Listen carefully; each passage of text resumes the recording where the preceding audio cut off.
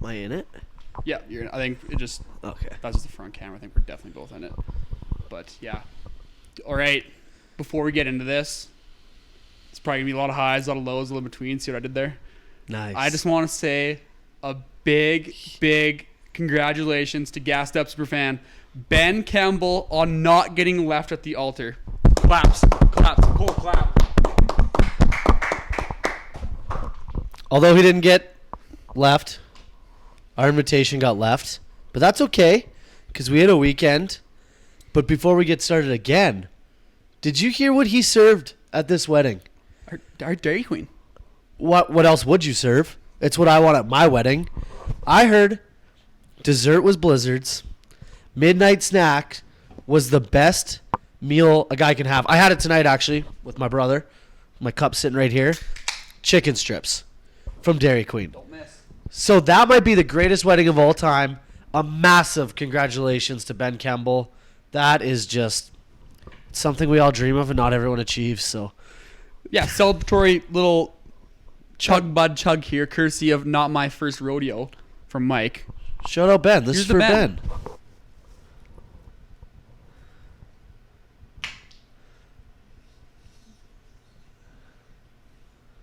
Yeah. Good one. That hurt. Not gonna lie. Those work well. That one didn't go very well though. You didn't get a big enough hole. You know what I did? I didn't take it out. Oh. That was a big miss by me. That was a big Like, this miss. is gonna be so cool. I don't know what to do now. I'm just gonna gas this beer on here. Kind of lost now. I'm just gonna go set this aside. Yeah, let's forget about that, please, because I don't know what to do. I'm scared. Mom, come get me. This is a hot start. What episode is this? We're definitely in the 30s. We are. No, we're not. I believe so. Quick check. We're 30? There's 30 of these things? We're still doing 30 of these. We're on. Last one was 29. This is 30. Holy shit. We're some 30s. The fact that we've hit 30, that is banana lands. We're some 30s. Some Marty Broder. Good. That's a big 30. That was like Enterprise car come pick you up. And there's just McDonald's and shit in the back seat. Like, that's Marty Broder. Yeah, 100%. That's a good 30, I thought. Okay, you know what? I know where we can start. Been a lot of buzz in free agency. It's kind of tough to be a Flames fan right now. Oh, we're just going there. We might as well. Let's start off with the lows. Then let's go to the highs. Let's work our way up. Nice. Okay? Good idea. You This see where I'm is going an there? action-packed one. We had a lot to talk about because we did go to that Mike concert, obviously, and it was a time I don't remember much. But, yeah. So, first off, it's Flames fans. Yeah. Johnny Gaudreau, you either love him, you either hate him. I said from the start of free agency, I'm like, you know what? If he doesn't re-sign here, I'm okay with that. Not going to lie, though, when he went to Columbus, felt like a kick in the balls, but then, you know, today after reading his Players Tribune, listen to his pod on Spit and Chicklets, just it makes more sense. You understand when he says. What are your thoughts on that? I'm 100% with you. You know, if it was there's not a player that I think I've loved, but also like been so frustrated with as I am with Johnny Gaudreau. He's not a guy that I've ever he's never been my favorite player. He's not my kind of player, I guess. But I've always cheered for him. He's done great things in Calgary, and it's been a great 8 years. What I will say is I completely agree with you. And there's a couple things. One, I do not want to pay him close to $10 million. No. I don't think he's a $10 million. He's not a guy that's going to drive the bus to a championship. And number two, when a player in any league has the chance to go to free agency, I just welcome it as to the players. Because you're so trapped in by these owners and these leagues, and you have to stay in one spot, and you have the opportunity to go out and seek something that you want. They don't owe us shit. So did Columbus catch me off guard? Absolutely. Was that, like you said, was that a little bit of he's leaving us for less money in Columbus? Ultimately, it's what he wants. He's happy. It's for his family, and he's rich. So I wish Johnny nothing but the best. It sucks. It absolutely sucks as a Flames fan. Don't get me wrong. and there's a little bit of pissed off. But no, I just think overall not that mad. Guy did what's best for him. That was my thought too. I was like, I will gladly have Johnny back for like an 8 or a 9. Yes. Nothing more than that. Like when you heard he's offered 10-5 in Calgary, I'm like, please my no. God, please don't give this guy 10-5 for that. Yeah. Not like would have been awesome to have him back. Like he's one of the most entertaining players to Yep. watch. As a short king himself, you love to see the short guys succeed. But yeah, basically like in that, just read his Players Tribune. So good. Read Players So Tribune. well worded. You kind of him saying like, okay, to treat me like a human. Don't treat me like an athlete, just treat me like a human. And when he was like, you know what, his dad had a heart attack. He's having a kid. He's having a kid. Like it's and this was not a selfish decision. It was a grown up decision to be a grown up. Like he's gonna go to Columbus, start a family with his wife. They got a kid. Like September 30th, I think he said today on Chicklets. So that's happening for him. There's a lot of change happening. You're having a kid.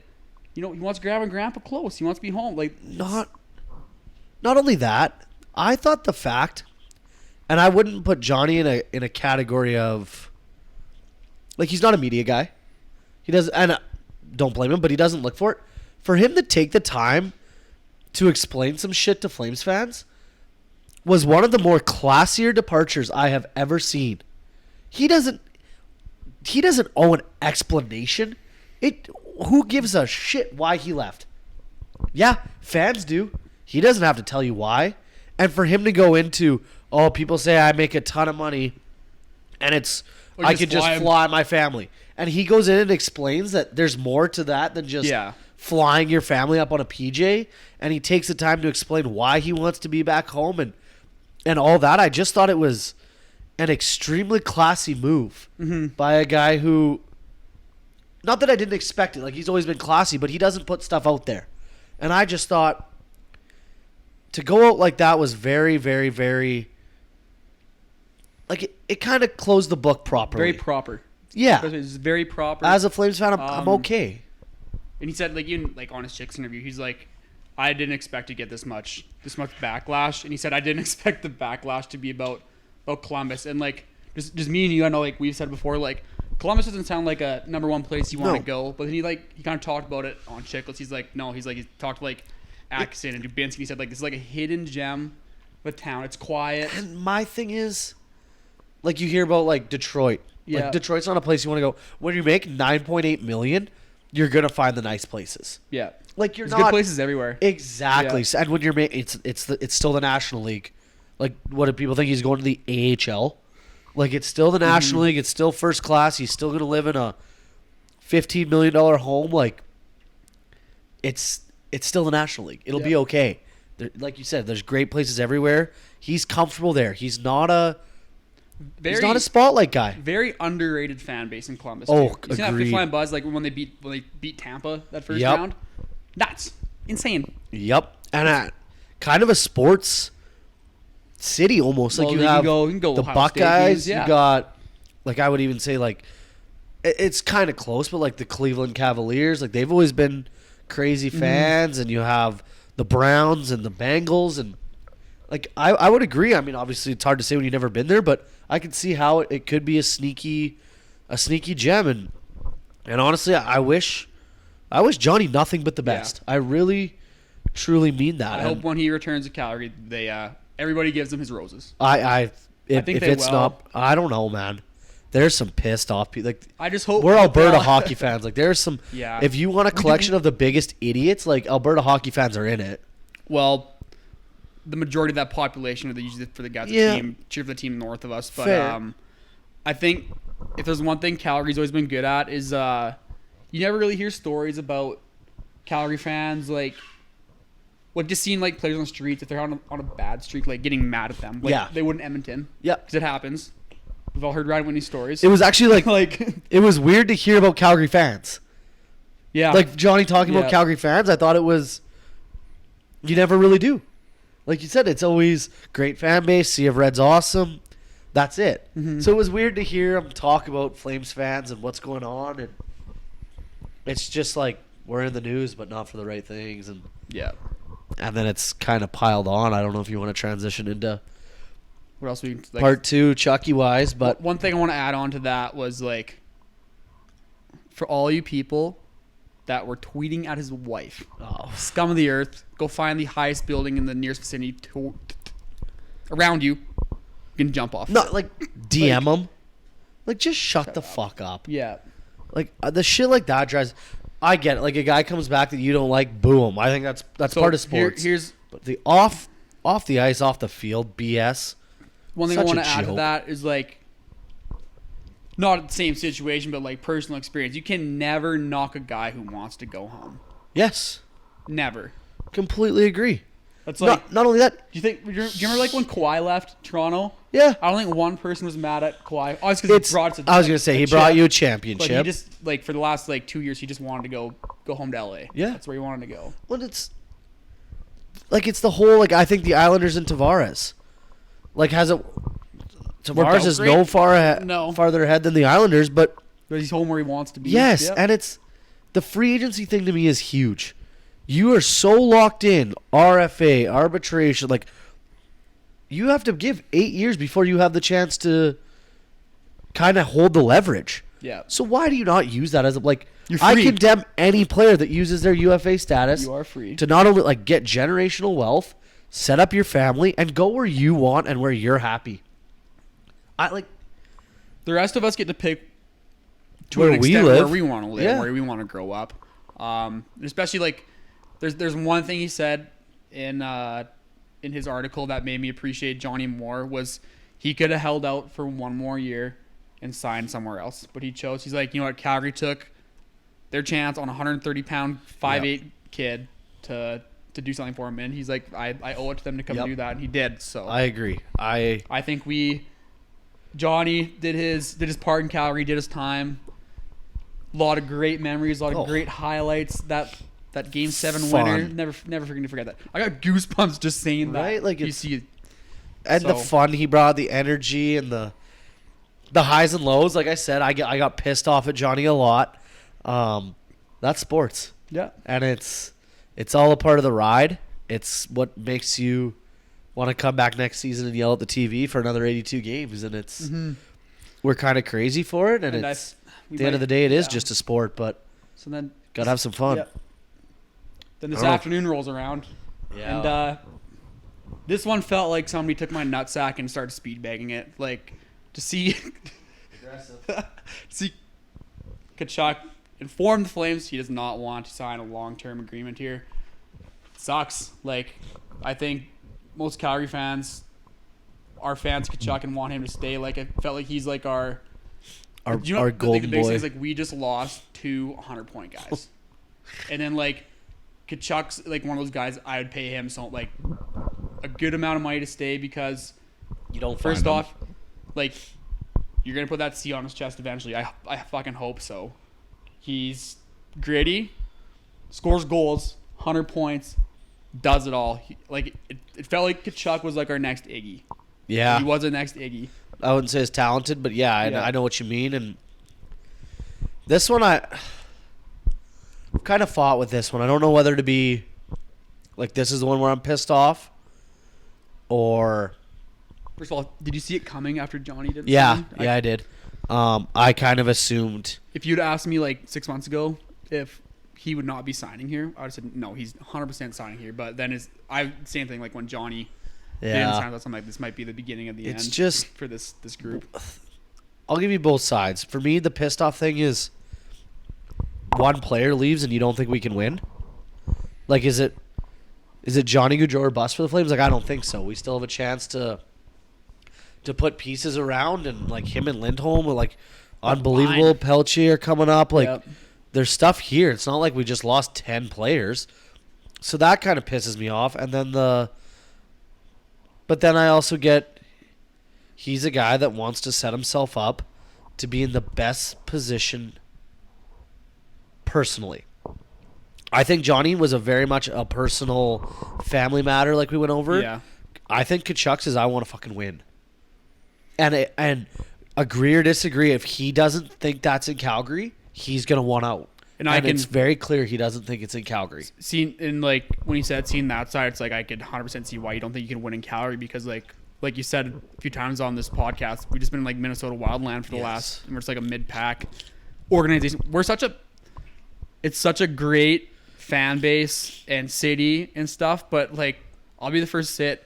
We are a terrible fucking organization. Yeah, like we cannot put shit together, and it's just we just get caught in that circle in the middle. Cycle, right? Yep. And I was talking to some people, and even when we're not like our high picks, like I would say, what is it like? Monahan, Kachuk, and Bennett have been our three highest picks. Yeah. And it's like we get Bennett and Monahan are two of them. Yeah, they're good NHLers, but they're not like. I'm not talking first overall picks. Like, yeah, you get your McDavids, your Jack Hughes, like Matthews, but like the Oilers, they get a guy like Leon at 3, or you see like the Ducks get a Zegras at 7, or Caulfield at 15. And Yeah. like, where's ours? Like this Coronado kid coming up from Harvard, he gets me excited. Mm-hmm. But it's like, other than that, it's just like I think Pelche will be a good player, but doesn't excite me. Zari doesn't excite me. They're gonna be good players. We're so average. It's so average, and Yeah. it's like, why? When's our when do we get a Pasternak at 25? Yeah. Like, where's our Barzell at 14? We got a good drill in the third round. Yeah, like I guess that was our one, That was but our one ever. it's just like, I don't know. Like it is so average, and it's. I don't know. I don't know what needs to change. Like I get players don't want to come to Canada. I also think that plays into Kachuk. They're so fucking tired of playing in Canada. Taxes and COVID. the COVID living. I think that's probably like one of the biggest things. Like players aren't gonna say like, yeah, it's the COVID shit. I 100% think that has a little bit, if not a little bit more, to play into their decisions on what, especially with free agents, like where do they want to go. That was like Johnny, like he was saying, he's like yeah, like I won't like he's like it didn't play into He's not going to say but that, then he said he was like, it's like my parents couldn't even come, like Yeah. they can Watch come, me. but they can't even go to the games, and they can't even come say hello, and I didn't see him forever. It's like, okay, that definitely is playing in. You're saying it without saying it. Yeah. The thing with the Kachuk thing is, if we get a return that's been rumored, Was it Kyrou I heard Kyrou Krug in a first. first? I heard Neighbors Tarasenko in a first. And then I heard an Ottawa one, which I don't really believe. But it had Batherson Sanderson in a first, which I might trade Kachuk straight across for Sanderson. That's how good I think this kid is. I love Drake. And I love Drake Batherson Yeah. too, so like that just added. I don't think that one's real. No. I don't think Ottawa moves Sanderson.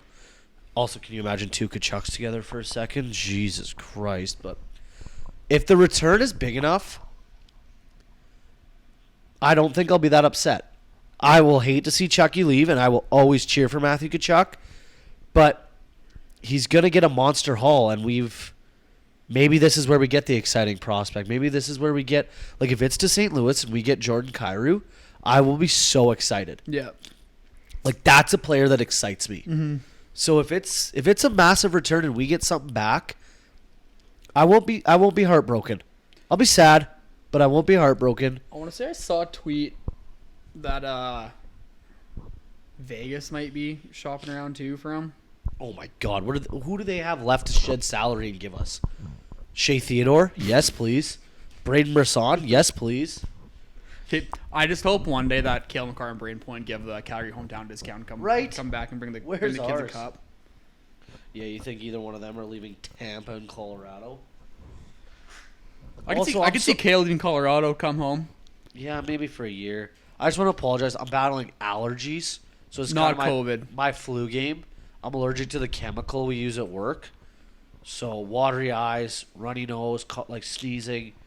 It's kind of a flu game for me. It's been a tough couple weeks, but You have been battling it. I Been have doing very well. It's bad. Yeah. It's very bad. I need to figure this out. Right. Just become a consultant. Mm-hmm. But carry on. What were you looking at?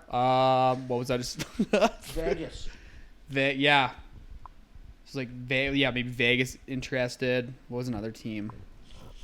I mean, who wouldn't be? I heard Yeah. Anaheim. Like, why wouldn't Anaheim go for this guy? Here, question for you. Guys leaving Canadian cities. Guys walking to UFA and wanting to go, quote-unquote, home. Got another year till 2 years, I guess, till Austin Matthews, a UFA. True. If you're a Leafs organization person, how worried are you that the AZ rumors come true? Because that's right when the new rink should be ready. He would look pretty good with Connor Bedard next year. Logan Cooley, like they're kind of like, they're a couple years away, but they're shaping up. Yep. And once they're good, who's not going to want to play in Arizona? Is it like, as a Leafs person, would you be well, you are a Leafs person? Well, I think you get, well, obviously if you get Matthews there, like, you're going to get fans. Oh. You're just going to bring him out. You get Bedard there. Can you imagine the Canadian fans going down to watch all the snowbirds down there?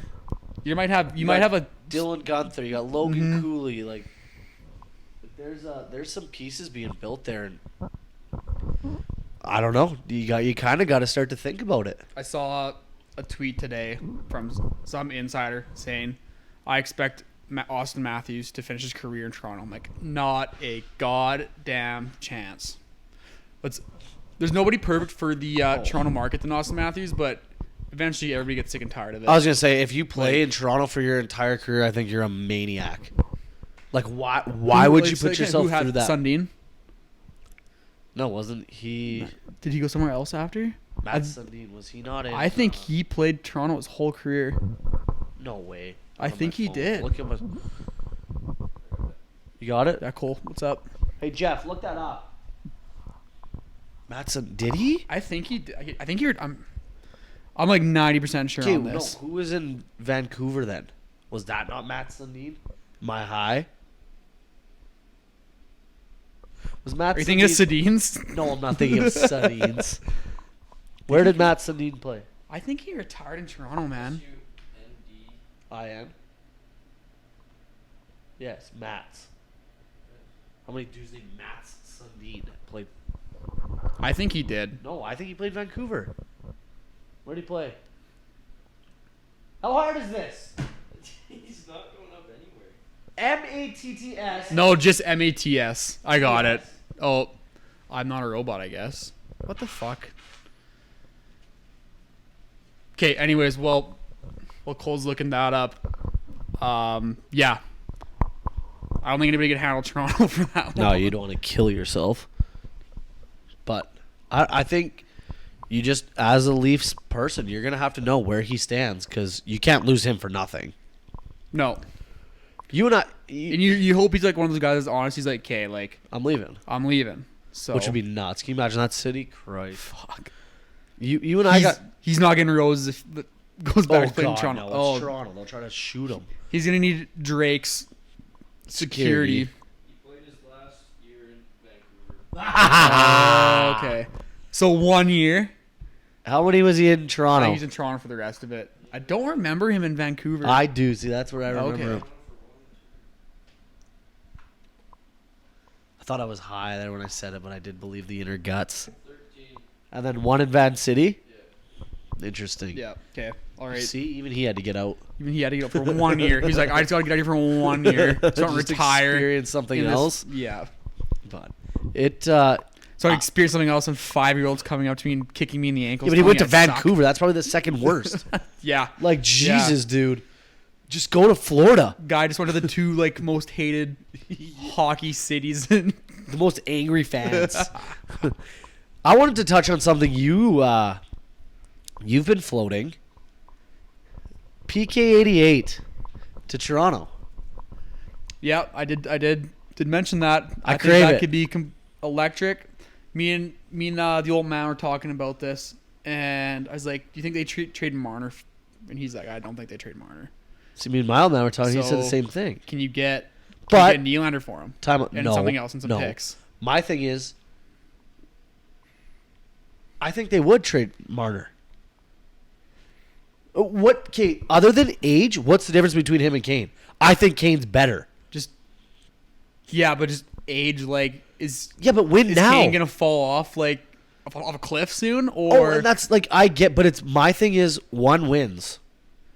one so- knows how to win too. That's what I mean. Yeah, true. So if you get it done, and you get 3 years out of Patrick Kane, does it matter if Mitch Marner scores 2,000 points in his career in Chicago? Yeah, that's a great vet to have. Oh, and him and Matthews on together. team. Like you said, one's a passer, one's a shooter. I would trade. I swear, I would trade Mitch Marner for Patrick Kane. I love Patrick Kane. Mm-hmm. Would he want to like? He's probably not a guy that wants to waive his no move to go to Toronto though. Yeah. But But here's the thing. He's from Buffalo.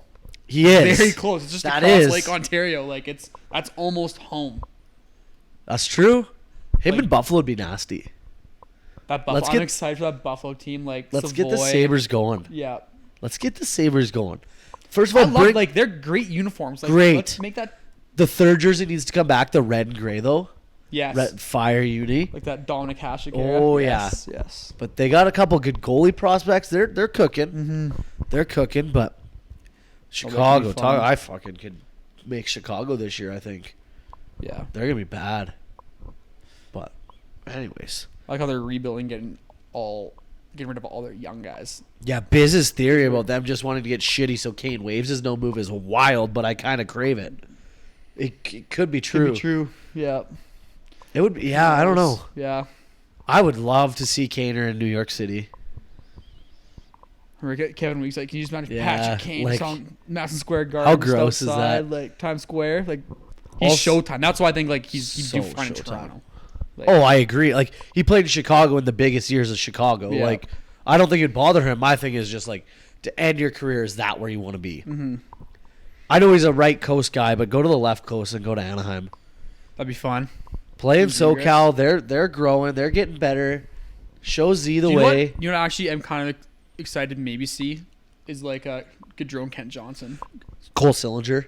Might be fun. Like they could Like, get nasty. They could get that. No, they honestly could get like very nasty. Good. Yeah. They got did Line A. Dayton Matejchuk, stud. Denton, whatever it is. Yeah. Adam Boquist, he still hasn't formed out. Stud. This defenseman they took with Denton this year, stud. Sillinger, stud. Kent Johnson, stud. That Cheering Crawford kid, stud. You know what you're reminding me of right now? Have you seen that video when that high school football? Dog. We got so Dog. dog. Dog. That's Columbus. Stud. Like they got some young studs there. Yeah. Okay. I One don't thing know. I want to touch on before we headed over to the interview with Mr. Noah Hackett. Ooh. Shane Wright. Oh. Let's talk about this guy for just a brief second here. You're just trying to amp me up. I don't like him. I don't fucking No, like. I think I agree with you. I think he's a thumb. Yeah, I think he's just. That's a good way to put it. My thing with Shane Wright is what really pissed me off. I actually didn't have a problem with him up until the draft. Yeah. I always thought he was a little overhyped. But I think it just came with that exceptional status. 100%. I also had to eat my words. I watched him in Red Deer at the Alberta or at the Canada Games, and it was kind of him, Savoy, who's the top 04. Yeah. I thought it was Cole Fox. It was the top 04. But anyways, it's between these two, and I watched probably 85% of the games that were here. Mm-hmm. Far and above thought Savoy was better. Yeah. I thought Savoy was better. And it was a little biased, Alberta kid, whatever. I don't. Shane doesn't excite me. I'll say it that No, way. that's what I said. He's like a thumb. He's very just But he's nasty. very But nasty, but it's like a normal nasty. Like he Yeah. doesn't do like one thing like He shoots unbelievably puck well. Yeah, but but- it's just Agreed. And then he went to later that year. He won the GTHL Cup, and I watched that on TV, and that's where I was like, "Hey, there's something. Like this he's nasty. Like he kind of took that over." And then World Juniors, I was very excited, and nothing was there for me. no. Like it wasn't. I don't know. It just kind of left me wanting more. And then you don't put up 100 points in the OHL, the fucking OHL where guys put up 140 like it's nothing, the no-hit league. And you Want to the go top number guy, you one, wanna go number one, and you can't put up 100 you points. want to get ass, you want to make bank, and you can't put up 100 Yeah. points. Like I was just like, okay, red flag for me. Then he's like telling everyone, I deserve to be first. I should be first. I'm the best player in this draft. If you look at any other first overall pick that like was pretty solidified, like Matthews, Connor, Jack, I would even say Jack Hughes was very solidified number one. Like, it was him or Kako, but you knew it was Jack. Yeah. None of them had to say they were going to be number one because they knew it. The world knew it. Yeah. When you're trying to convince us you should be the first overall pick, And I don't think you should be. The word deserve. Yeah. Why does anybody else deserve it? Everybody's working just as hard as you are. And then you hear that the interviews went shitty, and I Yeah, started to dig into that. yeah. It stems because he didn't go overseas during the pandemic. All these kids left the OHL, or Matt Savoy went down to the U show. They went and played in different leagues, and he did nothing. Yeah. And that pissed GMs off. Yeah. And I get it. So do I think he's going to be a player? Yeah, I think Seattle kind of They locked out getting him. I they think 100% did. I'm just not a fan. No. Not a fan of the 100%. kid. That I hope he does well. I don't wish anything against him. That quote from Montreal's, I think it's their GM about old Slaffy Taffy, like what he said in his interview. So rock star. Like was it my favorite part of the game is when I'm either Down up one. one goal or down one Yeah. goal and the game's on the line. Yeah. Who told him to say that? Oh, not only that, how do you not take that kid? 6'6", just a freak He looks show. gross. Yeah. But and then I kind of commend the teams after. You got to think they knew it was Slivkovsky, right? Obviously, it was 1-2. But then when he started falling, teams stuck to their guns. Yeah.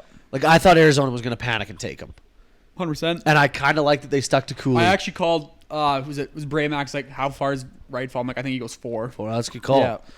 But I think them sticking to Cooley was very good. I think the defenseman that New Jersey got, smart pick. Yeah. You have 15 centermen in your organization. Like, pair him with what's Luke Hughes for the next 15 years. Like, that's a tandem. So, no, I thought the draft was good. It was entertaining. Very entertaining. Lots of trades, which is good. Montreal, like, Did well. I love their GM. Dude's got balls of Rockstar. Yeah, steel. just went for it. Just absolutely went for it. I'm going to get younger. He went full on like what's his name from draft day? Yeah. Kevin Costner. Kevin I don't know Costner what his draft name- day. Yeah. Like, I'm just going for it. I'm going to trade Romanoff for 13. I'm going to flip 13 for Hey. Kirby Doc. At the end of the day, if you're a GM or you're a coach in this league, you're gonna get fired eventually. You might as well say Give fuck her. it and go for it. Yeah. And he's 6 months into the job, so he's got a little leash. Let's play with it. And I think the Kirby Doc, It's exciting. You got St. Louis back coaching. like, there's some energy. Like Montreal, it's Fun that time. sees me buzzing. Suzuki, like, I good to think you see. put, as far as your centerman, like, you put Suzuki Caulfield. They were dynamite together. Then your next pairing is Doc and Slavkovsky. Then you still filter in. You got Josh Anderson, Dvorak. You got, like, there's kids still coming up. Like, they're going to be good. Caden Gooley's going to take a step this year. I forgot about him. Right? And he's stud. Oh, Like dog. dog. Gross. Stud. He's got that dog in He him. might have been top 3 player in the dub this year. Yeah. I don't know. I like how he just went for it. I mean, if you're Captain Canada, like that's an honor. And then you just It is. just ran with it. Goes to Memorial Cup twice. Oh, Doesn't come out with wins, but maybe they're twice. absolutely. alright. It's just Yeah. I kind of like Montreal's not a team like I'll ever be like because fuck the French. But like you're never gonna root. I'm never like no. I'll never root for them. You know what? But I like when they're good. Like when like they went their cup run there. I was definitely like, Oh, yeah, against we gotta Tampa, yeah. back them up, right? 100%, and it's Carey Price and Shea Weber. Like, yeah. Like, that's why I was cheering for them. But they're a team that makes hockey fun when they're good. Whether you love them or hate them, you need them to be good. Like, it's not fun when teams like that. Like, even when Toronto's shit, it's not fun. No. Like, you got to have those teams. Do you know why? be Because it's just good. something to talk about. 100%, Yeah. and it's a mecca of the hockey universe. Yeah. Like, when Arizona's not good, no one cares. But when big teams aren't good, like, it's not fun. well, there's a reason New York got the first overall pick with Lafreniere. Had to have them be good again. Yeah. There's a reason Montreal had it this year. Yeah. But that's a city I want to get out to. I think it would be sounds like a good That was one of time. the craziest things. Like they went from like, second best team in the league to the bottom. First overall. Yeah, first overall pick in a year. I sure hope Pricer can come back. Me too. He's one of those guys you just need to have in the league. Yeah.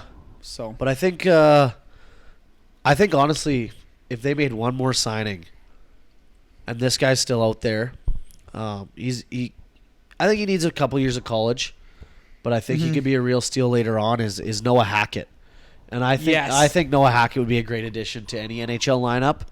And great shot. Great shot. Big body. Loves to shoot. Great human. Funnier guy. One of my favorites. We were lucky enough to get him for an interview. This is part 2 of the championship series with the Brooks Bandits. So I think it's a perfect time to toss it on over to Hacks. You betcha. All right, sending it over. Alrighty, gassed up podcast fans. Well, we had a big enough round of applause. Some might say a standing ovation after the last Brooks Bandits player we brought on. So we thought, why not double dip? And we thought we'd bring on his former teammate in Olds, his partner in crime in Brooks, a natty champ, the best to ever do it, Noah Hackett. Welcome to Gassed Up Podcast. How the hell are you? I'm doing good, boys. Thank you for having me. Oh, it's just a complete honor to see your face on the screen. I've only wanted to do this for probably 2.5 years. So to finally I've actually been waiting for you to answer your phone for 2.5 years. That's why it's taken so long. So it's good to have you. I can't wait to get this going. It's been a long time coming, and I hopefully it's a banger for you guys. Yeah, you have a lot to live up to. I didn't think Zings would bring the heat, but he came with a fireball. So good luck. Thank you. Yeah, his was good. I don't know. Right. First off, I hear you're fresh out of surgery. Take us through what was wrong with you and how's the surgery going, or how did it go? Yeah, I tore my meniscus back in February, and I just got surgery about 2 weeks ago. They had to repair part of my meniscus, and then another part they had to clean it right out because I guess there's 2 separate tears in it. But it's going good now. Hopefully, I can get off these crutches pretty soon though and start doing some rehab. But it's a long process. It kind of sucks, but I'm making my way through it. 2-parter here. How long? So you said February. So you played on it for quite a while. What was the pain level each and every game? And then second off, how long is rehab? Will you be ready to kick things off next season? Yeah, well, the pain, it was pretty hard at first. I missed the first round of the playoffs, obviously, which was tough. But when you're playing on Brooks, you don't really got to worry about much. But yeah, when I was playing, I thought the trainers and Brooks and like the people in Brooks really helped me out a lot. So I wasn't dealing with too much. And once you get a brace on that thing and like once you get into the flow of the game with the adrenaline and everything, you really forget about it at the end of the day. So yeah, it was tolerable for sure. And I was really thankful that I was still able to play. But yeah, next year, I'm trying my best to be ready for the start of the year. I don't know how it's looking, but just depends kind of like how I do with my rehab, which I know I'll try to be as faithful as possible, but I'm hoping not to miss any time, but I guess time will tell. Awesome. Well, let's rewind a little bit here. Where are you originally from? Where'd you play minor hockey at? Yeah, I'm from Ponoka, Alberta. Yeah. North of Olds and north of Red Deer there. But I played minor hockey in Ponoka growing up, and then I just started to branch out and starting in Bantam and just kind of worked my way around all of Alberta, I guess. What originally brought you to Olds? What enticed you to sign there? Was there many offers, and how'd you get your career started in the AJ? Well, yeah, coming out of midget, I didn't have any offers, and I was lucky enough to get to practice with Olds at the end of my last year in midget, and I really enjoyed the people there. I really liked the coach at the time was Joe Murphy, and me and Joe really got along. I thought he was a great dude, and I was lucky enough that they offered to sign me, and then that's kind of how I ended up in Olds. They were my only option, and I was super thankful for them, and I really loved my time there. Like, I couldn't be more thankful for the people of Olds and the organization itself. It was awesome. Yeah, I don't know. We interviewed Zinger. He said you guys were like a really close team, even for like the struggles you guys went through. Maybe you just want to touch in on that. Yeah, like we weren't the best team, as everyone kind of knows, but like in the dressing room, like the guys we had there, it just made it so much fun. And it was like everything you could ask for junior hockey. And I even the outside friendships I made in Olds with like my billets, even like meeting you, Foxy, and like all the people like around the organization too. Like Olds was perfect, and I'll never forget my time there for sure. Do you your time in Olds, do you think you had more points or more dollars spent on the Denny's VLTs? that is you know what, that's a great question. Yeah, I kind of got into that.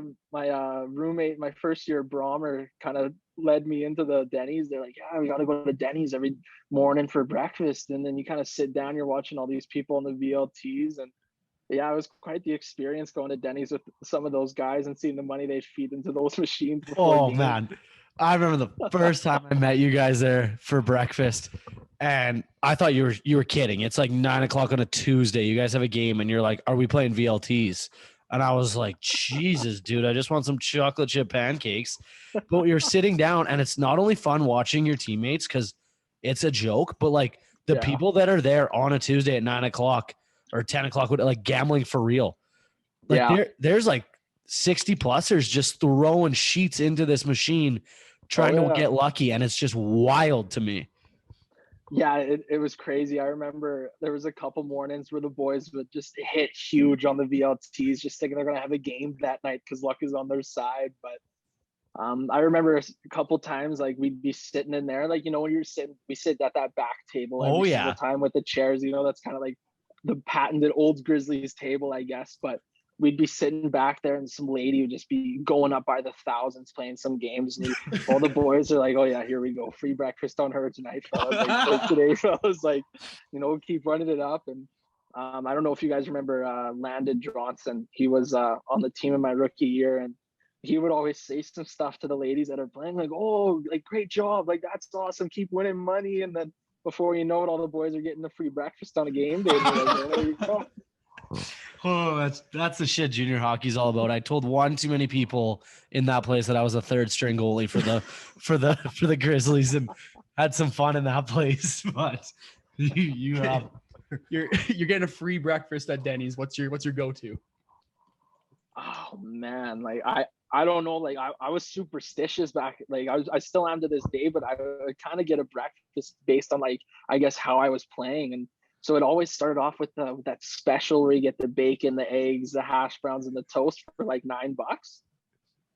steal. So like that was the go-to every single time, that never missed. And then if the boys were just there, on like a Sunday morning, with nothing to do that day, I'd go for I think it was the strawberry crepes. Oh yeah, you murdered those a couple times I was with you. Wow, yeah, those are amazing. That they do hit a sweet spot, don't they? They do, especially on a day off. You get some of those in the morning. Oh, starts And off then the just day lay good. on the couch and do nothing the rest of the day. But, I mean, still yeah, in something olds. like that. I mean, you're heading into your last year. Did you know that there was any possibility of a trade? Had that been discussed, or had it kind of just developed later on near the deadline there? Yeah, it definitely developed later on. I think going into that year, because me and Zinger, like, we talked a lot in the off season, and like we were really hopeful for the upcoming year in Olds. Like, we thought we were gonna have a good team, and we did have a good team. Just things didn't really go our way, I guess. And like, but yeah, nothing really transpired for the trade until pretty much, I think it was like 2 days before, and then it kind of just all came together within 2 days, and everything just happened so fast. And then, like, before that, we'll get into the trade more so, but your commitment. I mean, you had a hell of a year, a couple. You stacked back like great years in Olds. You kind of took off from a kid that you said you didn't have any offers to really an offensive explosion in Olds. First of all, like, what would you attribute that to? Like, did you change your toothpaste along the way, or and then second of off, what leading up to the commitment, like what was the process there, and why did we ultimately settle on Niagara? Yeah, I think a lot of my success in Olds contributes to obviously the coaching staff there, and Joe Murphy, and then when Scotty came in, obviously Scotty played a huge part as well. But yeah, and like they helped me out so much along the way, and I wouldn't be able to have a D1 commitment if it wasn't for them, because there was so much maturing I had to do in my game that they brought to the table.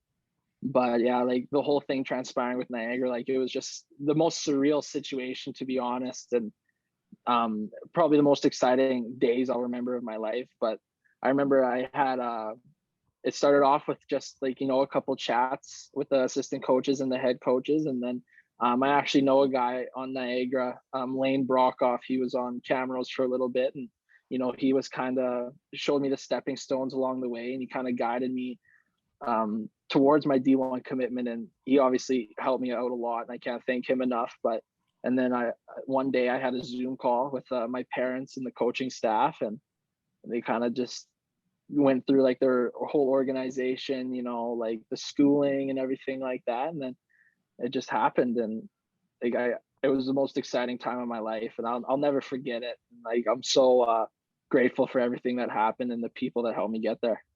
Is it like, did the purple uniforms play into effect of you committing there? Because like they're so nice. Like I do love the purple. Yeah, the purple jerseys are they're pretty slick. I do like them a lot, to be honest. They're nice. Gonna have to buy a Hackett jersey and Nice get purple jersey. obliterated in it. But Yeah. Just like from what I've heard from like Brett and like what Zinger's saying, like Scott's like one of the best guys ever. Do you have any good like stories about him? Oh man, there were so many things that happened with Scotty that are just like unforgettable, to be honest. Like every conversation. Yeah, like, oh, he's a character, and like he may not seem like, he seems like this like such a like a hard coach that, you know, you can't really get along with off the ice, but then you chat with him and he's a total jokester, and he rubs people the wrong way until you know him. Oh yeah. But like Scotty's a beauty, and like I guess the best story I have is I forget where we were playing. I don't remember, but he got hit in the head with a puck. A puck came over the wall or over the boards, stung him right in the forehead, just like split him open. And he just puts his hand up to his forehead, sees the blood, and without even like saying a word, looks at our trainer, just like, towel now. Grabs a towel, sticks it on his head for the rest of the game, and nothing was ever brought up of it again. And then I do got one more story that's just insane. So he got laser eye surgery, and he was supposed to wear sunglasses for like 2 weeks, like after the surgery, I guess. So we were playing in Calgary that day. So on the whole bus trip up, Scotty's sitting up there with his sunglasses on, had him in the room when we were packing up. And then we get to the rink and he's coming into the room with sunglasses on, you know, and kind of makes the boys chuckle a little bit. And then before you know it, he just fucking rips them off and throws them. He's like, there's not a chance I'm wearing those things. And he just didn't wear the sunglasses after the surgery like he was supposed to. It was crazy. But like, that was just the type of guy he was. Like, he's like tough as nails. Oh, nail gun. It is crazy how tough Scotty is. And like, oh, the stuff he knew, like the knowledge he had was insane. Like, he knew everything. And I've never seen anything like that in my life. And then back to the trade and Scotty, Zinger said that he let you guys know early, and he was very transparent with that situation. And just take us through your side of it, where you were when you first got the call, and how nice it was to go with Zinger to a destination together. Yeah, me and Zinger talked about it. Like, I was like, listen, Zinger, like, I don't want to go unless you go, type thing. Like, I only wanted to be like with him, I guess. And, you know, to have Zinger with me throughout the entire process, like, it just made it way easier. And like, even like when we got traded, like we were going to ask or like request or like, hey, can me and Zinger live together or like bill it together? And then the first thing Pap said on the phone was like, yeah, how do you feel about living with Zinger? So like right off the bat, we knew it was going to be perfect. And yeah, like Scotty was very transparent. Zinger hit the nail on the head with that one, but he was like super honest and like super supportive throughout the whole situation. And he just made everything easy for us. When you found out it was Brooks, what's that feeling like? Is it nerves? Is it just pure excitement? And then like getting into that organization, what the hell is that like? Oh, like I remember like, cause like the whole time it was kind of like the 2 days that we were kind of chatting about it. I was like, hey, like, who are the teams? Like, can we know? And he would never tell us anything. Like, he wouldn't even really give us a hint. Like, he was just like, you guys will be fine. And like, that was kind of it. And so more than fine. The morning we got called in and he's like, yeah, the trade just went through. And I was like, okay. He's like, yeah, we think it benefits both sides. I was like, okay. And he's like, yeah, it's Brooks. I was like, oh my gosh. I was like, I'm going to win a national championship. Like right away in my head, I was like, holy, like, I'm going to the best team in the league, the best team in Canada. I was like, this is like amazing. Like it was again, so surreal. Because it was like, oh my gosh, I'm playing on the Brooks. I was already sizing up my ring finger. I was like, what's going on here? Yeah. So you get to Brooks. I remember like Zinger saying like your coach dropped some great one-liners. Like, what was one of it? We can be like at the Nationals. Was it? We could win this On championship on reputation. reputation alone. Like, you got any good stories about him? Yeah, I guess the most memorable story I have was after we won league, and it was like my first taste of success in a super long time. Like last time I won anything was an Atom. Like it was like 10 years coming, It's and like not a winner. Well, next to the No. VLTs. no, not even that is the thing. But I remember, so we win the AJ, and like there's some tears being shed throughout the boys. It's like a crazy moment winning the AJHL. I'm on the biggest high of my life. I'm like, oh my gosh, like I won the AJHL. Like I couldn't believe it. I remember we go in the room, and right away Pap's like, do you think I care about this? I was like, what? But yeah, I'm still so excited. And he's like, this doesn't mean anything. He's like, I've won plenty of these. Now we just got to go win nationals. That's all that matters. And I'm like, what? But he was totally right. I get where he was coming from now, because it's like if you win the AJ but don't win nationals, like no one really remembers about winning the AJ. So he had a point. Like it doesn't matter unless you win the last game of the year. Like such a cliche saying, but it's so true. But like in the moment, I was just like, wow, like this is like for real, because I was so excited because I never experienced anything like that. Been there, done that, pretty much. Yeah. What being in that organization, what makes them different? Like, is it something right away you step in that building, like the air's different? Is it just like the culture? Like, what is it that makes them successful down there?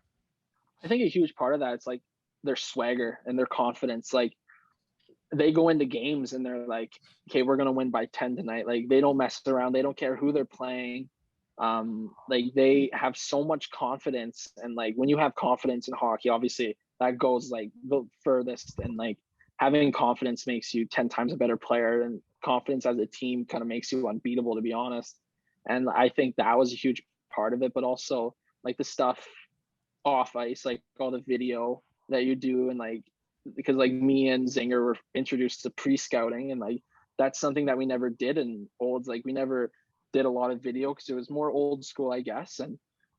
But in Brooks, I remember we got there the day before a game. We were playing Canmore the next day. It was our first game with the Bandits, and they bring us into the video room, and they got like a 10-page PowerPoint about like Canmore's players, Canmore's systems, what our systems are going to be, because our systems would change like game to game, even like shift to shift, depending on who's playing for them. Like the way they take and like handle everything is just, it feels professional. And like all the video, the workouts, the practices, just everything was higher intensity, and like even like stuff with making mistakes. And like you weren't missing a pass in practice. Like you were scared to miss a pass. Like you didn't want to be that guy. And like everyone was just held to a higher standard. And I think that played the biggest part of it too. Yeah. So you're in like the Natty final. I believe you guys are down 1-rip going to the third to Pickering. What's the second intermission like?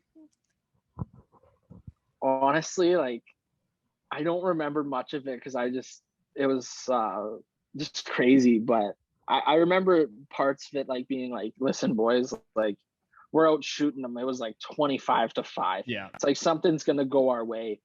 And I remember Pat made a play in the room between the second and third about like if the puck goes to the point here, I want you to stand off the back post instead of screening the goalie. Before you know it, 10 minutes into the period, that's exactly how we score our first goal. And then like it just like as soon as we got the one, it's not that we like, you don't want to be cocky and say that we all knew that we were going to win after that, but like as soon as we got one, like the whole entire like mood changed. Yeah. And then we just started playing like 10 times better, and then like everything just kind of fell into place for us. And then back to the AJ championship, to win that thing at home, in front of, I know you had a ton of people there supporting you. And then not only that, but you got to take me through you taking a kid's life in the game. Yeah, like you just absolutely murdered this kid right in front of me, which we got a little too excited, but that's okay. Take me through the hit, and then what was it like just winning in Brooks in front of all your family and friends, and then the night to follow? Yeah, I was so nervous for that game because like there was a buzz going around the room, like, oh my gosh, we're gonna have 3,000 people, we're gonna have this many people, and I was like I've never played in front of more. I think the biggest crowd I played in was when we filled the old Sportsplex against the women's Olympic team. Yeah. And I was like, this is gonna be crazy, and so yeah, I guess the hit. I don't Clean. know much this was it clean. I mean, maybe, Yep. but in the heat of the moment and in the situation, I do it every single time again, even though I did get suspended for a game. But Uh-oh. yeah, I guess I kind of caught a guy with his head down, and Yeah. there you go. Was it one of those hits where like you didn't feel anything and you just ran through him, or did it hurt you a bit? It actually did bang me up a little bit. I'm not gonna lie. Yeah. Like, it wasn't from the impact with him. It was I hit the ice and I actually hurt my knee again. Oh, Like, I popped it out after I landed on the ice, like my bad knee. So right after the hit, I'm going into the trainer's room, and I didn't know what was like. I was just like lost for words and everything. And she's just hammering my kneecap, putting it back. I was like, what's going on? But right after the hit, I had a sore neck because I was on the ice after, and this kid came and grabbed me by my hair, like hanging out my helmet, and it was just like hitting my head into the ice. And so I just had the sorest neck and the sorest knee. So like I didn't have it worse than him, but like I was pretty banged up as well. and then how about that? How about winning in front of everyone and the home ice and the night to follow? Touch on that a little. You just want stories told about himself. I had fun. Yeah, the night to follow was pretty exciting. Were you guys staying the Travel Lodge that night? What was that? Yeah, hotel? something like that. Not a classy establishment. I know you guys were right beside the Denny's, so I know that because I know where the Denny's establishments are, or it might have been Smitty's, but It was like the back of the head. anywhere for anywhere for a breakfast. But yeah, the night after that, I had a lot of people there. My girlfriend came up, and you and Reuter and Greg and Dawson obviously came to watch the game. The part of you guys being there was awesome, and like seeing I know Greg and Dawson were excited to be there, and to have those guys out there supporting me, and then you and Reuter coming out was obviously like meant a lot to me and Zanger to have people from past organizations come up. But yeah, the night after that was fun. The boys got a little banged up, drank some champagne out of the trophy, and there you go. Actually, I do got to say, Foxy, you were quite the hit at that party. The boys loved you. I remember just leaving the next day and being like, I've been in some weird situations, but to find myself there was one of the weirdest. And then have Zach Bookman holding a bottle of wine to my face that's a different experience right there. When I tell you, you were a hit at that party, like you were a hit. The boys loved you. I wanted to come to Estevan so bad. If you would have came to Estevan, I would have been the cherry on top. You got any? That Bookman kid is hilarious to watch. Do you have any funny stories about him? Oh my gosh, Bookie. Those Bookie on the bench videos kill me too. So fucking funny. Fuck. I guess like me and Zinger talk about it all the time. Like when we were on Olds, and like you would look at the Brooks players, like you would obviously have a total different perspective on them. And like Bookie was one of those guys that I thought was like me and I wasn't going to get along with, because we didn't get along when I was in Olds. Like we were constantly going back at each other. And I remember in the COVID year, I tried to run him. Like at the end of the game, we were losing like 8-1, and I tried to like kill him, and he just turtled, and I went head over heels over him over his back. And so like I never got along with Bookie, and then as soon as I got to Brooks, like the guy is an absolute character. Like he is one of the funniest guys I've ever played with in my life. And like the fact that he can do what he does on the ice, and then just be like the personality he has, like he's the funniest guy. And yeah, those Bookies on the bench on Olds, I'd watch those and be like, come on, like what is this? And then as soon as I got there, I'm like, okay, so like when do I get to now? Like I'm kind of getting excited to have my premiere on Bookie on the bench. But I don't know many stories that I would have about him that I'd say on the pod, but he's an amazing dude, amazing teammate. And then up front, I mean, you're running with a forward group with guys like Phillips and McAllister and Hughes, and What's it like watching those guys? I mean, not only in games like where they pull the stuff they did, but like every day in practice. What's it like watching like 3 players like that obviously all just attended National League camps and did the things they did in the statistics? Yeah, those are 3 amazing dudes. And when I first got to Brooks, Devin Phillips was injured with a broken collarbone. And so right away I took his spot on the first line for the first bit. I was playing with McAllister and Hughes. And I remember we had a game in Camrose, and I was thinking like, wow, like, you know, I didn't have the best game. And then you see the score sheet after, it's like, like I had these 2 random assists because you just give the puck to them and then they just go do it. And like, they're so easy to play with because they're always in the spot that you need someone to be. And like, they're just like amazing players, obviously, but those 3 guys, like, I guess the tic-tac-toe line or what everyone calls them, like, they're probably the 3 best junior players I've ever seen, like, with my own eyes. Like, and they're such good guys off the ice as well. Like, they're beauties. Yeah. I have to say this. Probably gonna have the same answer. Best AJ or guy in the AJ not on Brooks.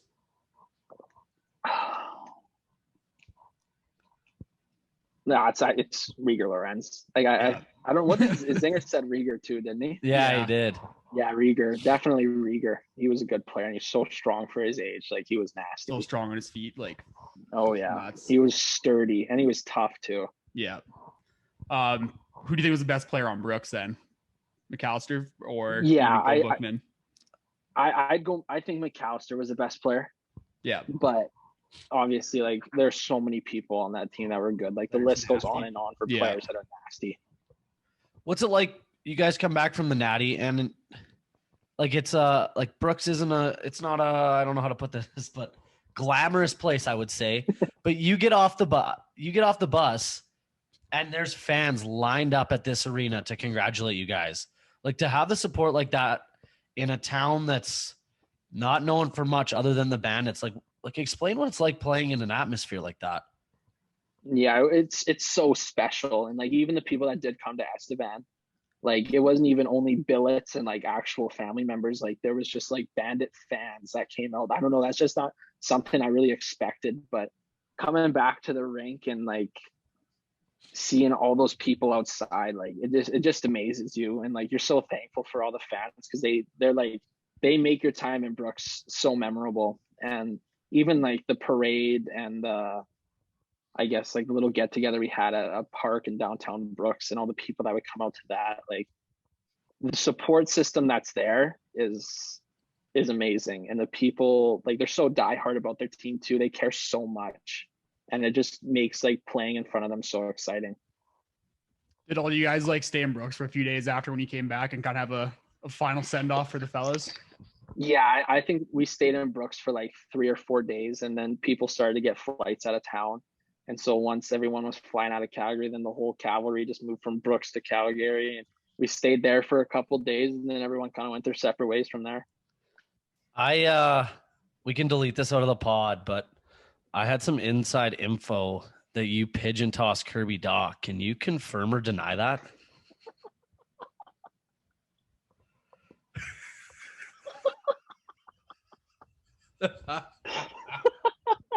That's a confirmed laugh right there. Okay, so I got a DM. So I'll do a little backstory. So my girlfriend and Kirby's girlfriend are like best friends. And so I'm out with the fellas. And at this point, like, you know, I'm pretty banged up, and I get this, I look at my phone, it says DM from KDoc77. Like, what's going on here, you know? And so I open it up, and, you know, he's asking, because our girlfriends are obviously best friends, and he's like, yeah, like, when you come home, or he said that night, he's like, hey, I'm going out in Edmonton tonight. And I was wondering if you and my girlfriend Regan want to come meet me and his girlfriend Jordan for some drinks.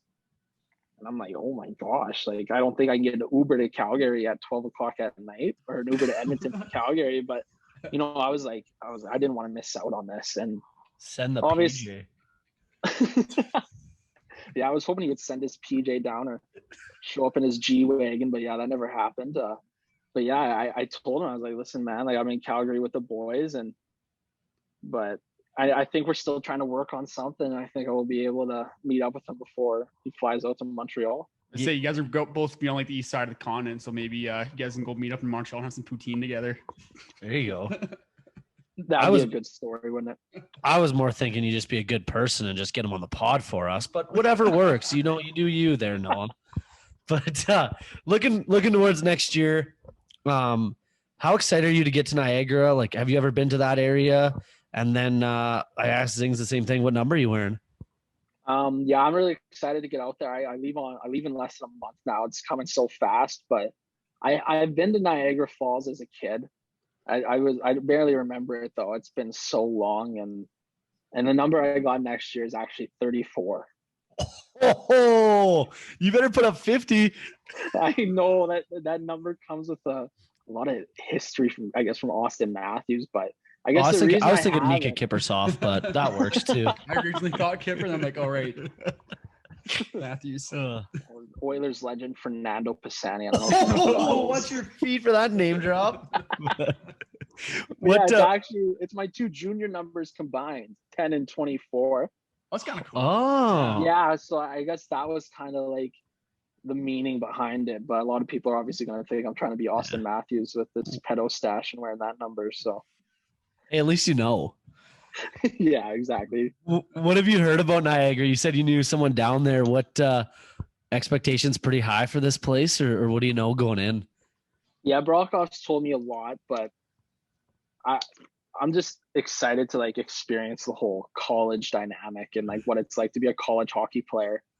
And like obviously going back to taking classes and everything like that, I'm gonna be so rusty to start. What are you taking?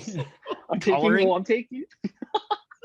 taking sports management, but just the fact I haven't been in school in 3 years, it's gonna be a tough start, I feel like, but I'll hopefully get that stuff reeled in right away. Oh my, fishbowl or cage? Cage. I didn't want to go with the fishbowl. Fucking peasants. What the hell? Both well, of like, you. I look at people with fishbowls that are already on the team or not on the team but around the league, and they seem like older guys. And so like I didn't know if that was like a thing or not, but all the freshmen wear cages, so I didn't want to be the odd one out. Fair. I You guess. can always transition later. Yeah, you could. Yeah, I mean, I don't know. You're walking in wearing 34. Like, set the tone. Just wear the fishbowl, dude. Like, come on. No, that's too hot of a start. Come on now, Foxy. That is balls a blazing. But what other than rehab, what's the summer look like? I guess not Honestly, much left, but no, there's nothing left before that. It was more just working and training as much as I can, like trying to do everything so that my knee is as like prepared as it can be going into surgery, and that hopefully that would help me when I'm done with everything. Hopefully it's a bit stronger than it was going in, but right now it's more just rehab. Like, that's all I can really focus on because there's not much else to do. I gotta enough. stay off the sauce, hey, to help that thing heal quicker. Yeah, there's no sauce going on for me for a while. yeah, me neither. So, oh, well, you got anything else for this guy? Good, yeah. Yeah, I think that's enough. We've lost enough brain cells talking to you for the night. So, That's brutal. No, in all honesty, I was for real. I've wanted this for a long time.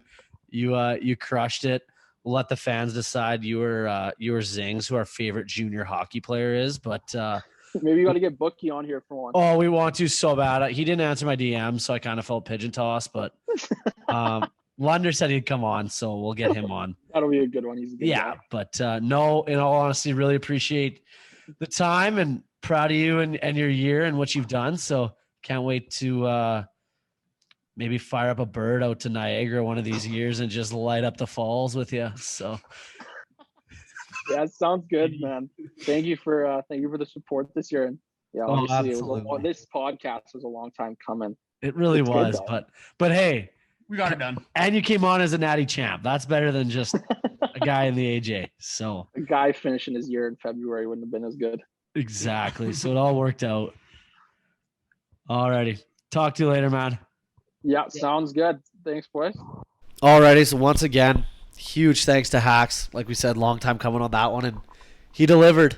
I didn't know what we were gonna get out of that meatball brain, but He brought the heat. Those Bandits boys are kind of media trained. A little bit. They're good on the mic. They sure are. They can kind of fire it. They give us some stories.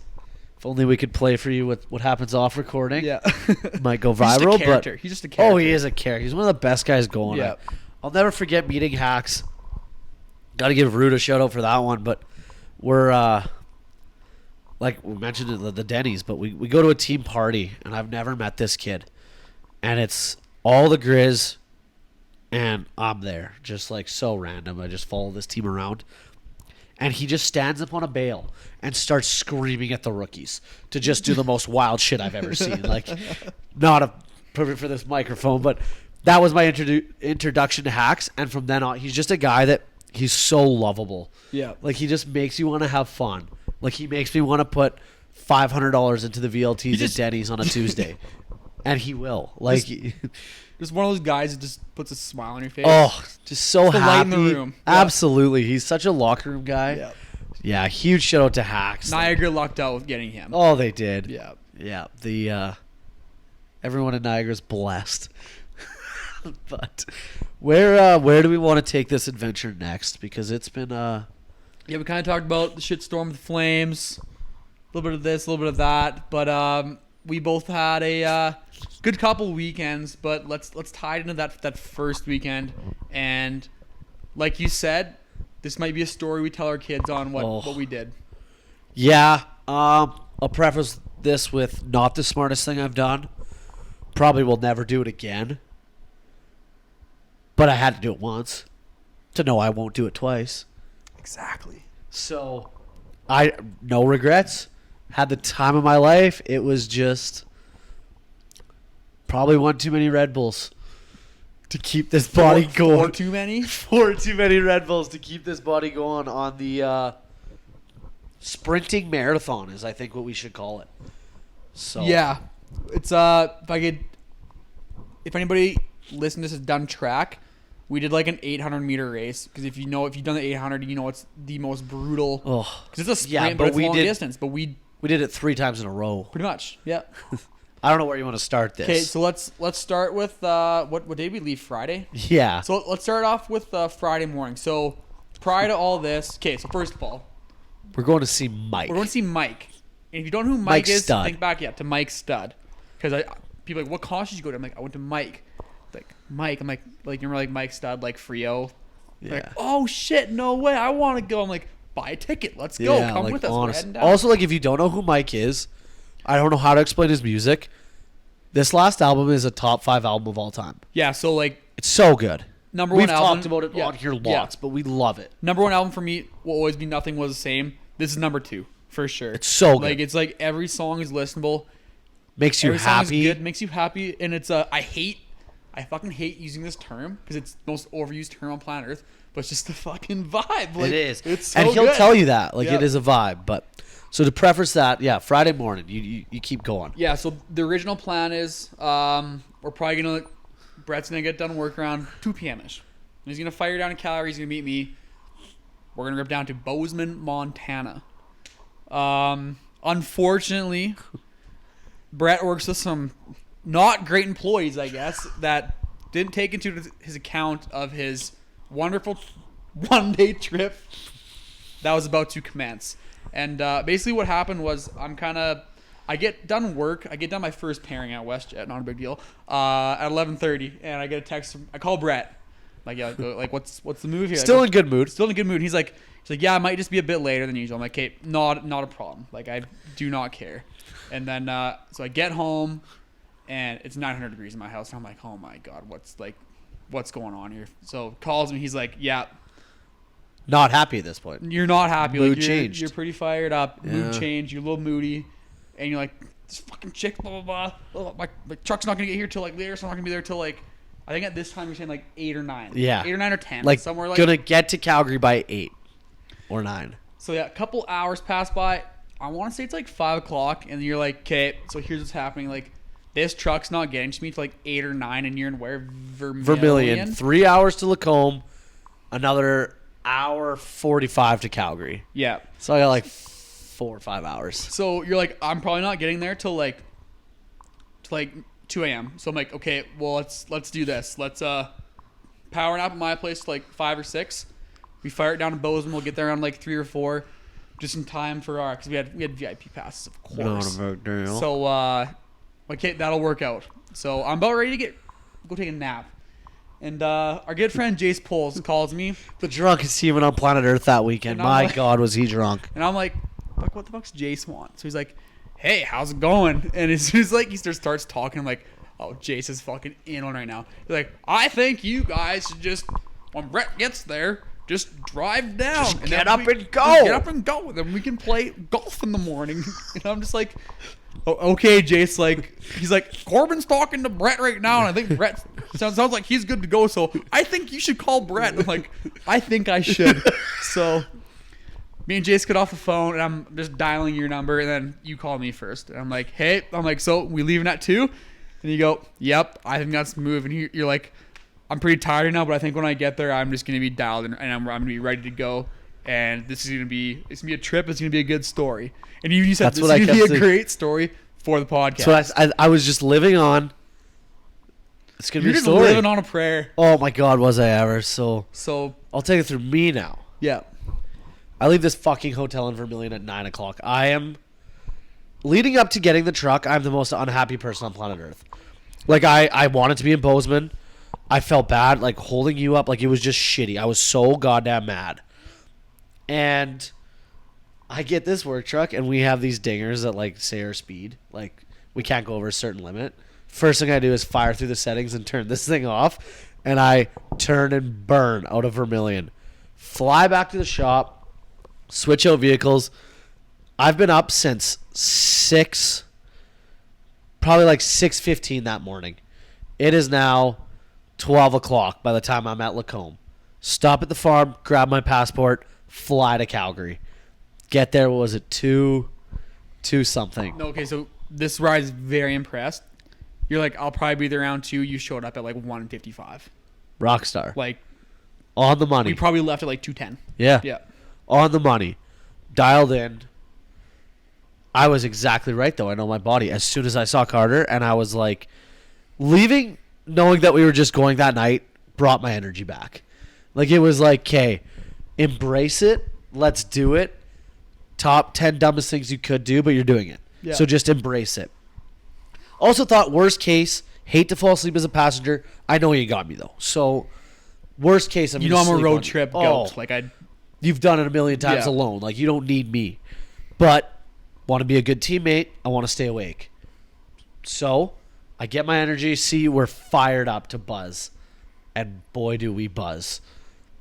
And back to you if you want. Like, you continue. We, yeah, so this is where I'm like, this happened, and I'm like, oh my God, we are in 4-1.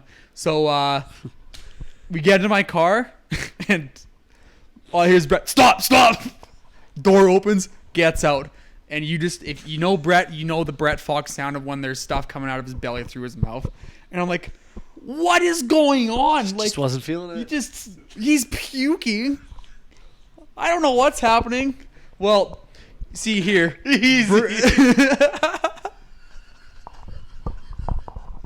Brett's not a smoker by any chance, but he bought some for fun for the trip. Because why not? Cigars. Cigar, yes, like one in a room. So he takes before he took the biggest pull I've ever seen. Like I can't count very high, so I don't know how long it was for. But I've never smoked a cigar before either, so that was a tough one. so he gets in the car and has a quick little puke, and I'm like, are you okay? Dude gets in the vehicle. He's like, yeah, let's go. We're running out of moonlight. Oh, so we pull hot out. start. So I have a nice little monster. Which we get to Calgary, and you're just like, so I'm sipping on my monster, and Brett goes, "Can I just have a sip of that to get this taste out of my mouth?" And I'm like, "Fuck, it's fucking puke mouth to be all over my monster cap." But I'm a boy, Teammates. and we're doing this together. So I'm like, yes, you get that taste out of your mouth right now, and we're gonna fire it up. So that's where the roadie starts, and that's where it was a good road trip. You did pretty well considering for how long I up think you I are. slept for 20 minutes. I think we we stopped in Las Vegas, saw some crackheads, got some gas, and then you probably slept just going through Milk River. You woke up right before the border. So Quick shut eye. and then so we get to the border. So we get our passports out. Like, we're ready for this. So this border agent, like, it's like 4 a.m. He's not happy. He doesn't want to be there. Little does he know I've been up for fucking just Yeah, to us it 24 feels like hours. it's like noon because we've been up all day. So we get there and I just go, hey, and he just looks at me. He says nothing. It's just passports, please. Hand the passports. Where are you going? Bozeman. How long? Just there for one night. Why? Going to see a concert. Who? Mike. Who the fuck is Mike? I'm like, oh, he's just a dude. an artist, I guess. Yeah. What genre of music does he play? And Everything. I'm like, fuck. I'm like, Country? it's Rap? it's not even really a genre. Like, it's everything. Like, it's like Post Malone, and he's kind of looks at this like, what the fuck? He's like, have fun. Have fun. Just why are you making me do my job? It's 4 a.m, you idiots. So we start heading down a little more south, and Felt more free. we got into this country, and we're just like, freedom, No abortions, don't do meth, and let's carry a gun. guns, and more guns. Fuck. So we're having a great drive. Like, We're so overtired. We're having so much fun. stupid fun. Like, we're just Oh. nothing's like this is like that tired where every single thing you do or say So funny. is so funny. So It's honestly like as bad as it is to be that. It's one of my favorite states. It's like being drunk without being drunk. literally Like everything is so So funny. fucking funny. Like the just like don't do meth signs. I thought were so funny. or Like, it's like the anti-abortion ones. oh yeah. And then 2 signs later, it's like 98% of families can't afford their children. Yes. Like it's What's just like going what on is here? going on here, and just freedom. Like everything is free, freedom. which I respect. But it was just like you said, everything was funny, and we ranched it through. Got to go through some good places like Great Falls and Yeah, so we stop in Great Falls. fuel up. We get gassed up in Great Falls. Yep. See a guy just loading 24 packs of Coors. He was about to have a day, which fires me up. You can buy beer at a gas station That's freedom. for $20. That's That fucking is freedom right there. So yeah, we start moseying on, and we get to like the more mountainy area, like where you'd see a lot of cougars at, and all kinds of cougars. Yeah, all Females, kinds. animals, both. Yeah, And we kind of get in there, and it's like, wow, gorgeous. we're having fun. This is gorgeous. I'm hanging my head out the window. Then we get to that point, and we're like, I'm just gonna throw on this. This is the Mike album. Yeah, We just kind of listened to the Mike album through the whole mountains, and it was like a rehearsal. very. And we obviously knew every song, Obviously, word by word, and but it, like again, overused. It was a vibe. it was just fun. Like we were having fun. Like nothing mattered. just 2 dudes Yes, jamming. yes, and free air, and it was actually like you could have asked for a better day, Not like a- weather-wise. Not not Nactus. Like it Nactus. Not a cloud in the sky. Yeah, it Nackets. was- Yeah. Nuggets. It was gorgeous. So but the thing is I still have to bill Corbin and Jace, because these 2 meatheads could not stop calling us. Where are you? 20 minutes from the last time you called me. Where are you? Oh, I'm 40 minutes from the first call. Like, just wanted us, which I respect. Don't get me wrong. They wanted could us you not there. want us there? They wanted us there so goddamn bad. Trust me, we wanted to be there. If we could have just taken a PJ, we would have. Not a consultant yet. But they are so amped up to see us, which is very good, but later on, very bad, which I will get to. So we finally, road trip, smooth, honestly. It was awesome. Great trip. We pull in. I've been up. I've had 20 minutes of sleep in the last 26, 27 hours. We get there. Both of us are like, let's nap. They want to play golf. And they are so fired up to see us. There's no napping. Me and you both like lay down in bed, and I think we both tried to like shut our eyes, but like I got there and I'm like, my legs twitching, like I just want to fucking go. Just go. Like we're here, like literally, like when in Rome, Yeah. we're gonna rip it. So, But again, later on in that night, comes back to bite me in the ass. But Anyways, we're like, I think I just sat up at one point. I'm like, I'm not gonna sleep. Like, we might as well just do this. Yeah. And you're just like, yeah, I'm not either. Jump in the shower, get ready. We're going golfing. But it is plus. 35. I think Oh, it it was. is so Heavy. fucking hot. And we pull into this golf course. Not a nice track. No, so first of all, me and him don't know we're going golfing. Oh yeah, great call. So we don't have golf clubs. So Golf I'm sharing with clothes. Jace, golf clothes. So I peel a shirt off from Jace. We mosey down on there and we walk into this fucking clubhouse. Oh my And I walk in there. I'm like, I just know how this day is gonna go. So we get in there, pay for our rounds, whatnot. I gotta talk about this bartender. That's where I'm getting to. Okay. Yeah. Sorry. So this bartender, I don't know if he was on something or just downright stupid, but so I think Corbin orders 2 White Claws. Easy. He managed that. He did. The rest of us ordered double ryes. Double rye, like Yeah, double, I ordered double rye ginger is what I said. Yeah. You said I'll take 2 as well. Yeah. Jace goes, I'll also take 2. That's 6 double rye and gingers. So next up, the guy does his Great job. kid. Go grab some cups, throw some ice in there, and this is real freedom. You don't hand pour doubles. So he's hand pouring these doubles. Just guesstimating. Yeah, goes through. Lot of whiskey. Does it, and then he goes, just would you guys probably want lids on this? And I didn't like look at the cups or anything, but we're like Well, no, yeah. I go, This is first though. We're like, No. we want lids. No. I swear to God. because I go, are you putting anything in there? And he just brushes me off. Pours 2 more. No, that was a weird. He didn't say a word to us. Didn't say a word. Just keeps pouring whiskeys. And I'm like Corbin is on the floor laughing because he just witnessed me be like, so you put mix in those? And the kid just like zones me out. Yeah. Corbin is losing it on the floor, which it was so funny. And then he just keeps pouring them. And again, he's like putting straws in them. And I'm like, are we getting mix? And he just ignores me again. And I'm just like, That's 2 ignores. what the fuck is going on? Like, genuinely, I'm like, did I fuck? Like, what am I not getting here? That's what I was thinking too. I'm like, is there something so different in the States Yes. with ordering drinks that like we fucked up? So then I but say I was like, I thought it was pretty normal. so then I'm like, hey man, like can we get pop in there? And he's like, Like, doesn't say anything. oh, you probably want lids. That's in the lids. That's when he game. said he wanted lids. And then he kind of like looked at me. I'm looking at him like, are you okay, man? Like what? And then I don't know. Like I think then it was you. I was like, do we get pop? Like, do we get pop in those? he's like, oh, you guys wanted? He's like, you want some in those? Like, Yeah, motherfucker. It's what I ordered from the store. lunatic. I'm not drinking double whiskey straight 11 o'clock on a Saturday. But what I did respect is this kid looks at me and goes, I don't know. Some people at this course drink double whiskeys at 11 on a Saturday. And I went, this is America. There's Saturdays I've probably done that. So, like, he has a Touche. point. All right. But I didn't order double whiskey on the rocks.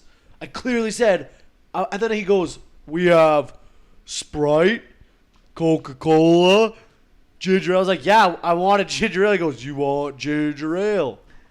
Like, yes. Pours us, but they were fucking phenomenal drinks. I've never been so drunk on 2 drinks. Yeah, that's those doubles are like quadruples by the time that shit's over. Like I swear to God, we like We're also overtired, sunstroke, and drinking no food. no food. The only food we have in our bellies, I think, we got some spits. No, or we did crispers. Crispers, We got some yes. crispers. We shared a bag of crispers. How And cute. half a sub. Yeah. Because those idiots ordered too big of subs. Yeah. So we had half a sub. So basically for like the time we've been up, our body just burnt that like it was like fire and paper. And I'm on hour like 33 at this point. So Great round of golf. It was so fun. We were so drunk. so drunk, like by hole. So we get to like I want to say hole 7, and all I hear behind me is you or Corbin go, "Wow, look at the dump truck on that kid." And I'm kind of like, "Yeah, I know I got a fat ass." Like, thanks for compliment, boys. Like I appreciate it. No one loves a fat ass compliment like you. No, and then I hear, "Holy fuck, that's a waterfall!" And I'm just like, I instantly clicks in my head. I'm like, oh, it's Blue shorts. It's Swastill out here, and I got some baby blue shorts on. They're cute shorts, like they're great. I love them. Apparently not when it's 36 degrees No. out. Like you said, my balls could have it was a war powered zone. the whole Montana power grid from the solar power coming off these things. It was a war zone. It was It was so funny, and you just you embrace it. You're like, it was almost like, fair enough. Like, what do you expect? It's fucking 45 degrees out here, you idiots. Of course I'm sweating. Sorry, I'm not wearing black because we were leaking. Finish golf, great round. We like, Jace is a trooper. He stays okay to drive. He's gonna be a boy for us. yeah. We go back to the hotel, have some downtime. Nope. First, we go get some drinks. We go golf Oh course my god, yeah. to the local Holy shit. Livingston grocery store, and The fact that you could just buy anything bad for your body at a grocery store. Freedom. fucking free. Beer, cigarettes, any fucking chew you want. Like, and it's just, to me, it's so weird to me. Like, you walk in and there's just So alien? there's just a stand Of of Ranch Waters and Bud Lights. for $20.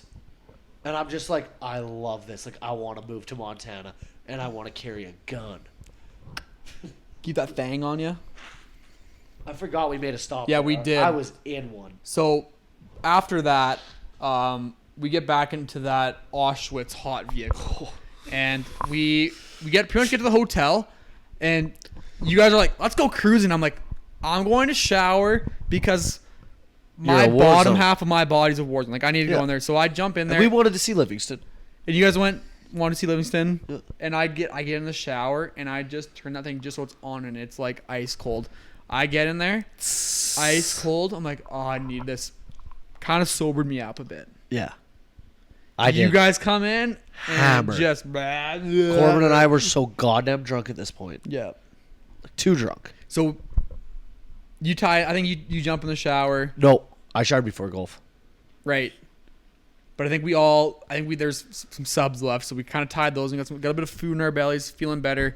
We're probably at the hotel for an hour and a half. Then we're like, okay, it's go time. Let's go. Let's head into. So we weren't staying in Bozeman because hotels were like $9 million a night.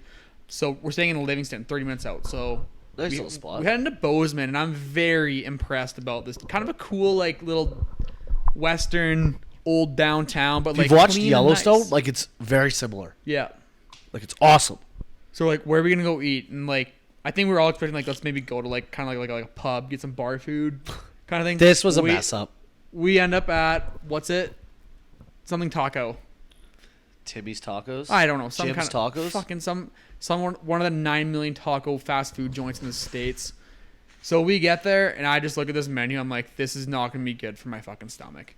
So Because the tough part was we wanted to park near the place, yeah. but it was so far away from restaurants.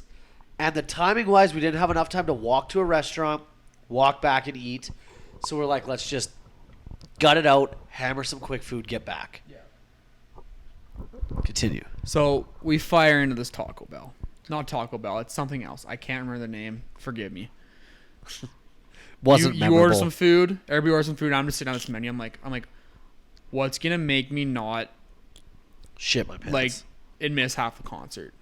So I get a quesadilla. I'm like, let's just try this. I'll have a few pieces. So I eat that, and we're sitting there kind of just killing time. And I had went to the bathroom 3 times. I'm not gonna lie, my tacos were fire. I definitely made No, the my best quesadilla decision. tasted all right too. But I just knew it was not going to be Oh, good. same. Like we painted that place. Sorry, but that finishes. We walk down to the Elm, as they call it. Great setup. And it's only like a 6-month-old venue. Like Oh. it's pretty much brand new. Like we're here to ruin this place. Yeah, and the best part of what a Mike concert is, everyone there is basically the same. It's a frat party.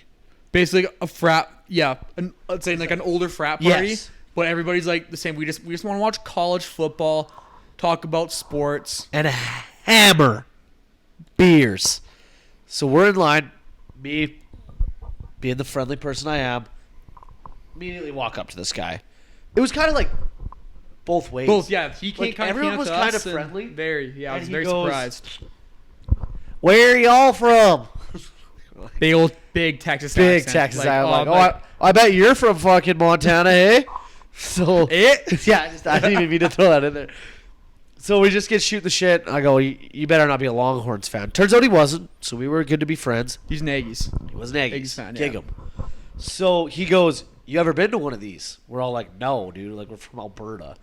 He's like, come with me. We'll get in line. So this VIP included sound check, meet and greet, care package, got hats, hat, the chug bud, wristbands. some wristbands, and there's just some like Sharpies in there, Right. for pens. Yeah, just to get some autographs if you Signatures. wanted to. So And then we got to play beer pong pre-show. yeah, We got to be the first in line, basically. So all this. we're So like he's the fifth people in, basically. Yeah. So he goes, come with me. We'll get in line right now. And like, you're going to absolutely love this. So we're standing in line. This guy's unbelievable. What was his name? Tyler? Tex. Yeah, we just call him Tex all night. Best guy going. Kyle. Kyle. It was That's Kyle. exactly He's what it like, was. you remember Chris Kyle? Chris Kyle. You did Yeah. say that. Yeah. So he starts telling us that he is in a camper van. He saw Mike in Dallas.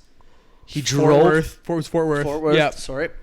Drove to Montana. He's watching both Montana shows. So that's Bozeman, Missoula. Missoula. Then he was going to Then he's going to Portland after. Portland. Yeah. No, there was one in between. Salt Lake City. Yes. No. So it's Salt Lake City. He said Yes. he might go to Portland, but he said that's kind of not. He's like, that's getting me away from Texas. So he said, I might go, I might not. But, As if he wasn't far enough away already. No, for sure. But then the funniest thing was, he was like, yeah, I'm flying a girl in tomorrow to go to the Missoula show. I'm like, oh, I love this guy. He's unbelievable. Yeah. And he was alone. Like, he had no one there with him. No. Just having a good time. He kind of shows us the ropes, honestly. Like, he's like, get in. There's the beer stand, and you're gonna come over here, and we're gonna have a couple. We're gonna play beer pong, and it was awesome. Everyone in there was so friendly. So friendly. Like all the VIP people were so friendly. We get in there, like you're dapping up everybody. You're talking to everybody. We met this one guy from Oregon. Oh. His buddies ditched him last minute. Drove 15 hours by himself. And here we're thinking we're heroes. We drove like 8.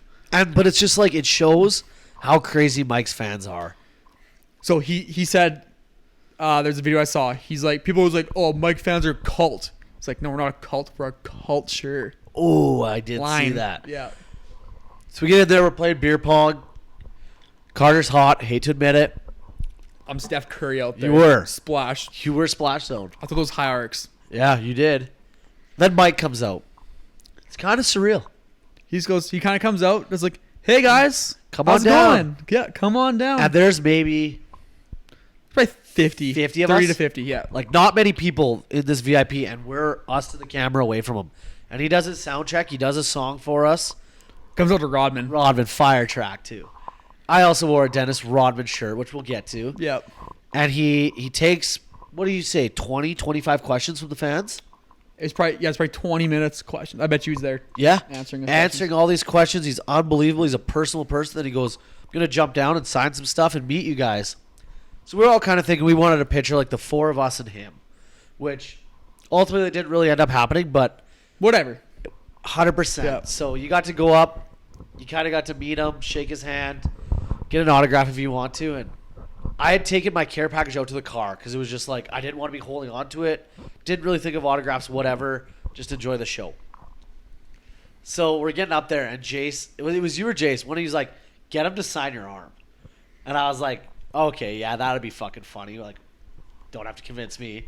So I go up there, stick out my right arm, and he just kind of laughs, and he signs it, and then he daps me up, and he goes, you're a fucking legend, and that shirt is so fire. Well, it turns out we got to post a pic, or go check out my Instagram. That might be one of the, like, just the perfect angle. Oh. You guys are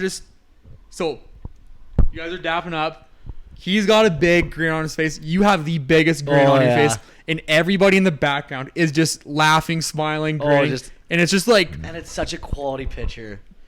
perfect. Like it was like It we got was. it was a professional picture or whatever. But I'm like, so like when Jason this, I'm like fuck. So like when he was signing autographs, I'm like, I'm such a not a like an autograph, Yeah. take pictures.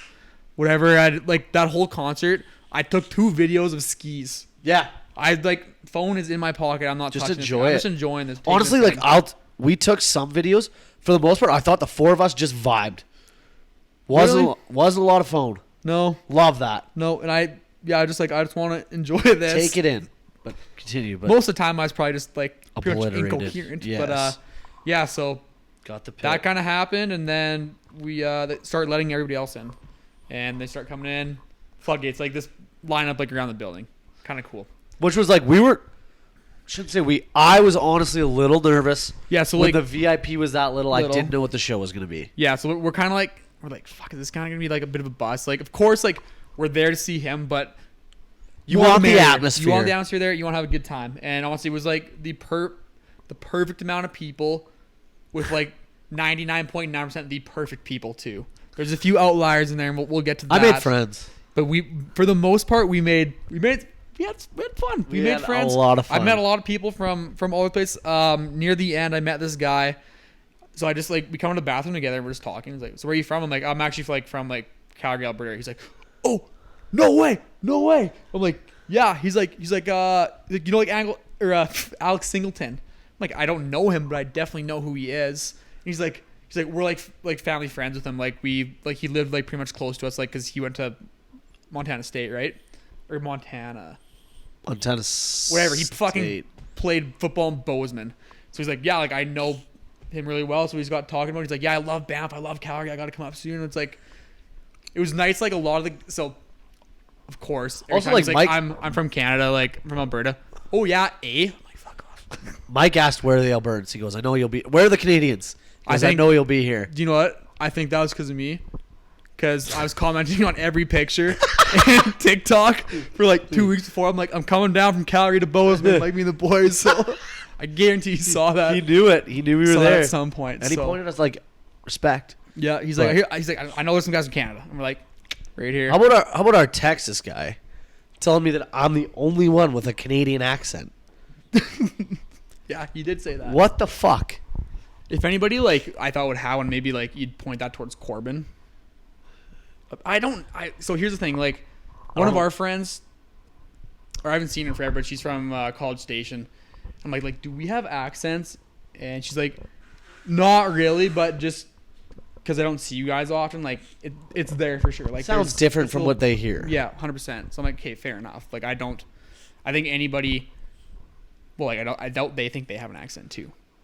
No, I think they do because Texas Tell like Texas. Tex but- goes, hey, do you guys hear my accent? I'm like, no. Okay, for sure. But like, let's say like the standard like American, like not like a Fair. East Side New Jersey or like a Like any of the people or from Texas. Montana. Yeah, Yeah, I agree. Okay. Yeah. Yeah.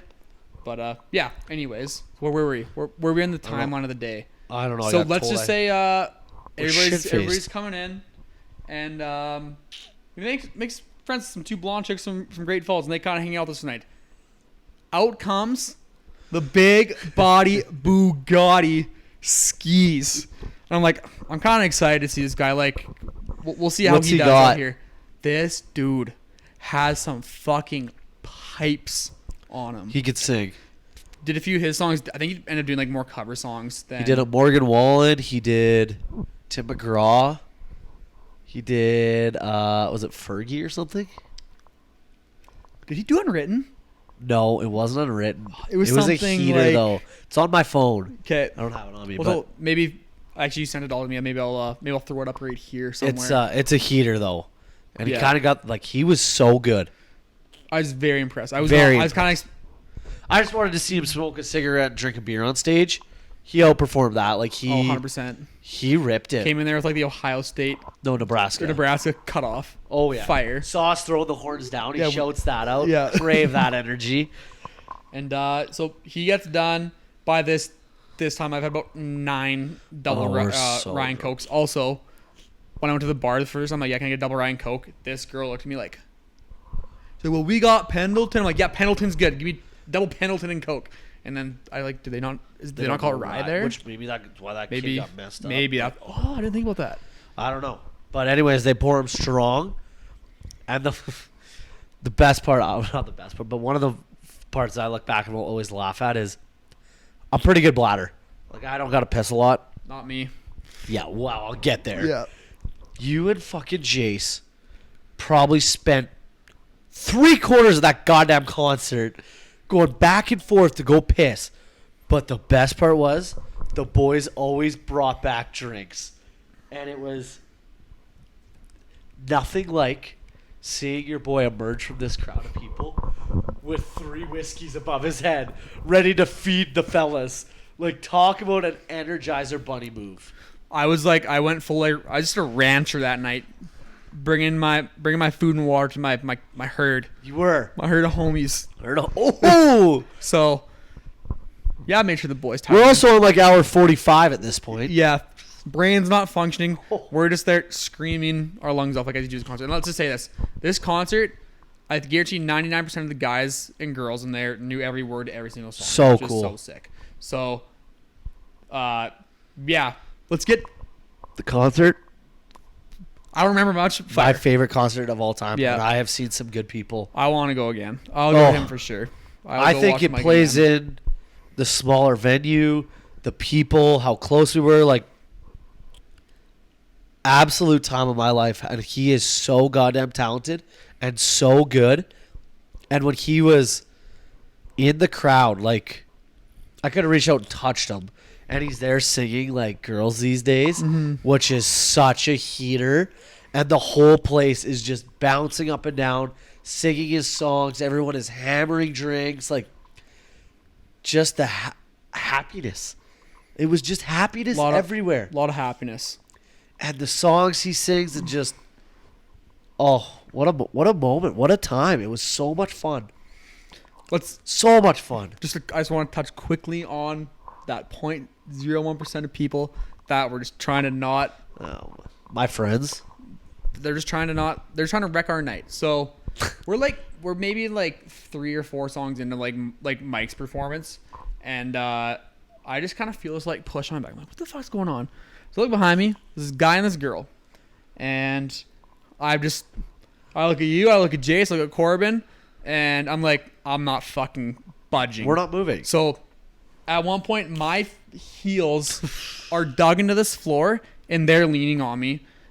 Good thing I squat a lot because I'm just pushing on Give it people. back. And I look at you and this other girl that was with us. I'm like, just fucking run into me. I Tom Wilson you. Just so, yeah. Brett gets that right elbow up there through my chest, and this girl that was with us right through me too. And we smoke into these 2 people. And I look back and I'm just like, you're not coming by us. And then angry Brett Fox comes out, and you are giving it to these people. Get the fuck out You of here. fucking losers, blah, blah. These chicks are like 5'2" in front of us. They can't see shit. Fuck off. Blah. Like, I'm enjoying this. I'm dying, verbally abusing. So they're kind of like, I don't know. They're saying basically the same things back to us. We're going at it. They eventually kind of set off to the side. Concert goes on. Having the time of our lives. Screaming our lungs off. Life is great. Life is good. This Life got blonde crazy. guy. Yeah, life got brazy. It did. This blonde guy wants to build, let's say, like 6 foot, 180 pounds, regular build. String made. So he tries kind of like wedging through. Again, I'm not moving. We're not moving. This is our area. And he starts like chirping at me, and I just I'm like, dude, it's all good, like whatever. And he just starts, blah, blah, blah, what'd you say to me? What'd you say to me? And I'm just like, punch me or leave. And then we made friends with this other blonde kid, Beauty. and he just starts giving it to this kid, Oh, he was violent. yelling at him. Then I think threw him out the club. I think security saw, and they come pull this kid out. Rest of the night, money. I think that was the last. No, those 2 other ones. There was those girls to the left of us, and they pushed right and just stood right in front of them. And I gave it to them. I was like, you're not just taking their spot. Like, I was Yeah. like, that's not happening. No. We toss that kid out the club too. Don't remember that. And then I think you're grabbing drinks. Anyways, the girl was just like, thank you so much. Like, we were very friendly. We let the people in. Like, we're well, not you, but the rest of us are taller. You and Corb kind of fit in with the short girls. Yep. But we let you go in front. Let everyone see we were good people. And it's just like there's always one or Just 3. think they're so tough. Like, Thinking they're so you're tough. not. You don't just get to push up to the front. No. We were here. We've been here for like, at this point, we've been here for like 6 hours. I've been up for 4 weeks. You're not coming straight. by us. And it's just like, the one thing I love though is people knew if you had a spot up there, like if you went to go pee or get drinks, They let you you back. through. Yeah, like I remember, like I came back. I'm like, obviously, like we're polite, we're Canadian. I'm like, hey, excuse me, can I just? I'm up there. My friends up there can let me through, and they're just like, yeah, I go through. This one girl's like, you have to be the nicest human being I've ever seen in my entire life. I'm like, oh, I know. Oh, I know. My manners. Thanks, darling. I have the best manners. Chrissy spanked me. Chrissy taught me well. Yeah. That's why you should beat your kids, right? Mm-hmm. Yeah. I said that. You did. I did say that on here. Yeah. What? It's true. Like you were well behaved actually. Very. Jace Bowles, strongest team in North America. Yeah, 100%. Got away from the wife and he really lit it up. He's like he was just experiencing. No, you know what? He was experiencing freedom. Freedom. America. That American air hit He Jace a was- little different. That was the freest human being I've ever seen. He was Tom Petty free falling. He was something else. He was so drunk. Jace Bowles was the next best show there. Holy Christmas. So let's be direct. Show ends. We're like, what is the move? Let's go to the bar. Let's go to the bar. So these two girls that we met, they're like, yep, we're gonna go to this bar. Also, Kenny Chesney played that night, so the town is bumping. It was actually, yeah, you couldn't move around in that bar either. We get in there, get a few drinks, blah, blah, blah. By this time, our good friend Brett Fox, who usually is the number one, like you're usually the Energizer Bunny, you're not there. No you batteries. just want to sleep. There's like your batteries are ran out. Those 4 AAAs you keep on, there's nothing left in those. We need a booster for you, and we can't get it. And you're just like, I just want to go home so bad. I got a little bit of one with those 4 Coors Lights.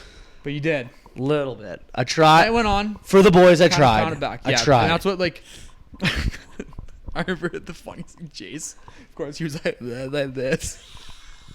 And I remember, like, one time you're like, we're not going home with any chicks. We're just gonna spend a bunch of money here to black out for no reason.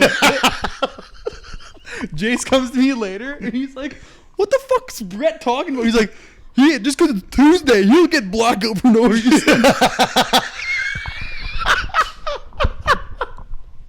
And I'm like, He's not fair, wrong. I fair. will just buy. And I'm just monkey in the middle. Like, Oh my God. I'm tired. I want to go home, but I don't want to disappoint, so I come on the floor. No. We ended up staying for a bit. I felt bad, but it was just Yeah. that was a lot. Night ends. I was so tired. We get home. I think we probably pull into the hotel around 4:00, and I just like I slept so well that night. Oh, so well. Next morning, I wake up, not really a hangover, not really anything. I'm Nope. thinking we got home at 4 a.m. We're I got up by, at like, 1 a.m. I was up for 24. What's that plus 3? I was up for 27 hours straight. I don't even want to know what I was. So that was like, I'm like, that might be one of my longest Stints. stints awake. And the worst part, No naps in there either. we get up and we just have to drive 8 hours home. And I went 8 and I relayed that into 3 hours back to Vermilion. So I was ready to work Monday morning. You had a very good nap though. I think you pretty much slept Yeah, I through did. Montana, so you had a nice little nap there. Yeah, I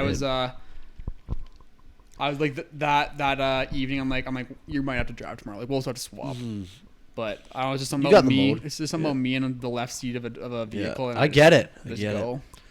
it. When you're in that mode, you're in the Yeah. mode. Yeah. So Sure. we're heading Oh. to the States, and we're probably half hour south of Great Falls, and my mother texts me, and she's like, "Can you pick me up starch like for ironing, and Pudding. butterscotch Jello pudding like the baking mix or whatever?" I'm like, "Fuck it, I guess." Like that's the weirdest combo ever.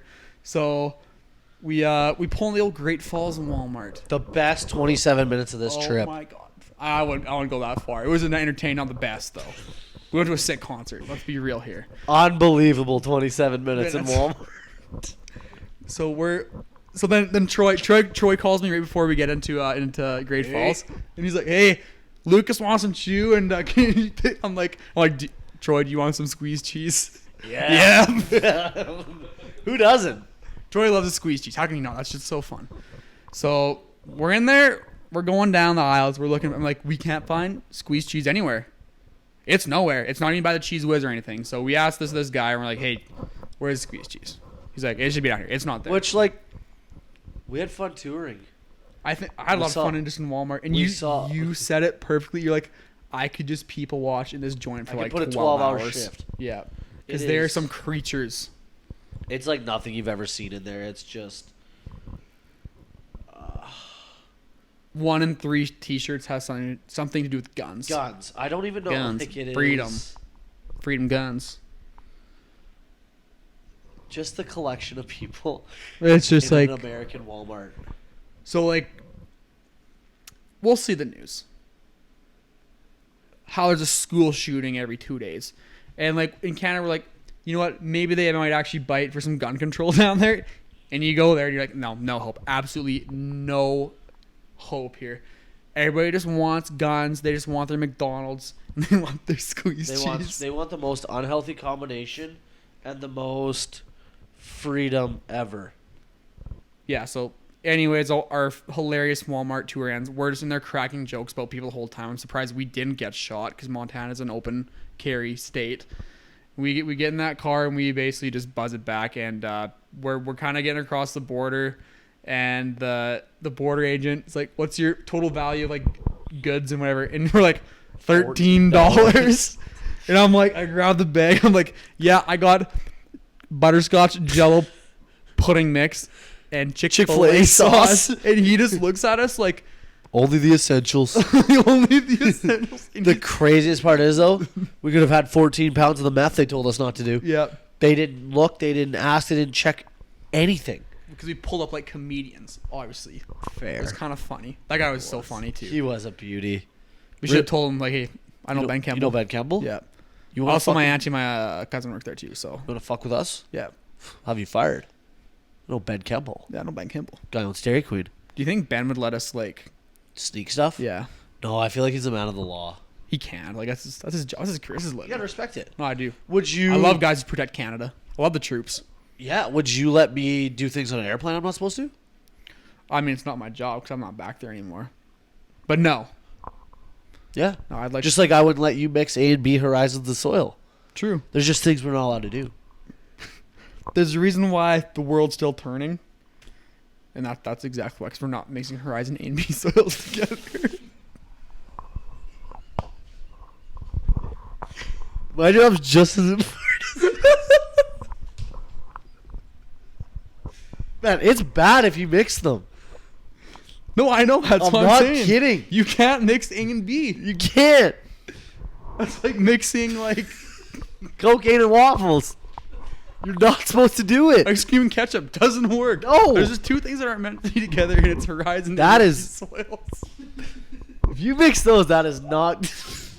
That's bad reclamation, man. I don't know why you think it's so fucking funny. You should lose your reclamation like license. You guys get licenses? No, we don't get fucking licenses, but you get, like... It's not us that does it. It's the fucking operators. I was on I'm site... sweating. Man, it's so hot here. How long are we gone? What are we on here? An hour and like 30. Plus a hat, like... Plus Hackett, 40 minutes. Jesus, Yeah, but- we should probably wrap it up Yeah, soon. but it's not us that does it. We had an operator this week where I was working, and our consultant was like, where are we digging? He's like, right here. So our consultant, we dig the hole, right? Consulting. He goes, you have this much A horizon, this much B. Separate them, right? Put them in 2 different piles. He comes back later that day. The guy was just chucking the soil all together. You think you can unmix the A and B horizon? No. So I don't know why we're making jokes about it. It's pretty serious stuff. you laughed first. Well, it was funny the way you put it, okay? I know. Yeah, so anyways, long story short, we make it home. This numbnuts here fires it up for Vermilion to make sure that nobody's mixing Horizon A and B Yeah, soils that's together. together. I was not taking any chances. Oh, are we running out of batteries? Yep. All right. What's that saying? Oh, we just lost video. Well, that's a good time. Let's wrap it up. Great pod. Fire Good pod. pod. What a It life. was a long one. What a league.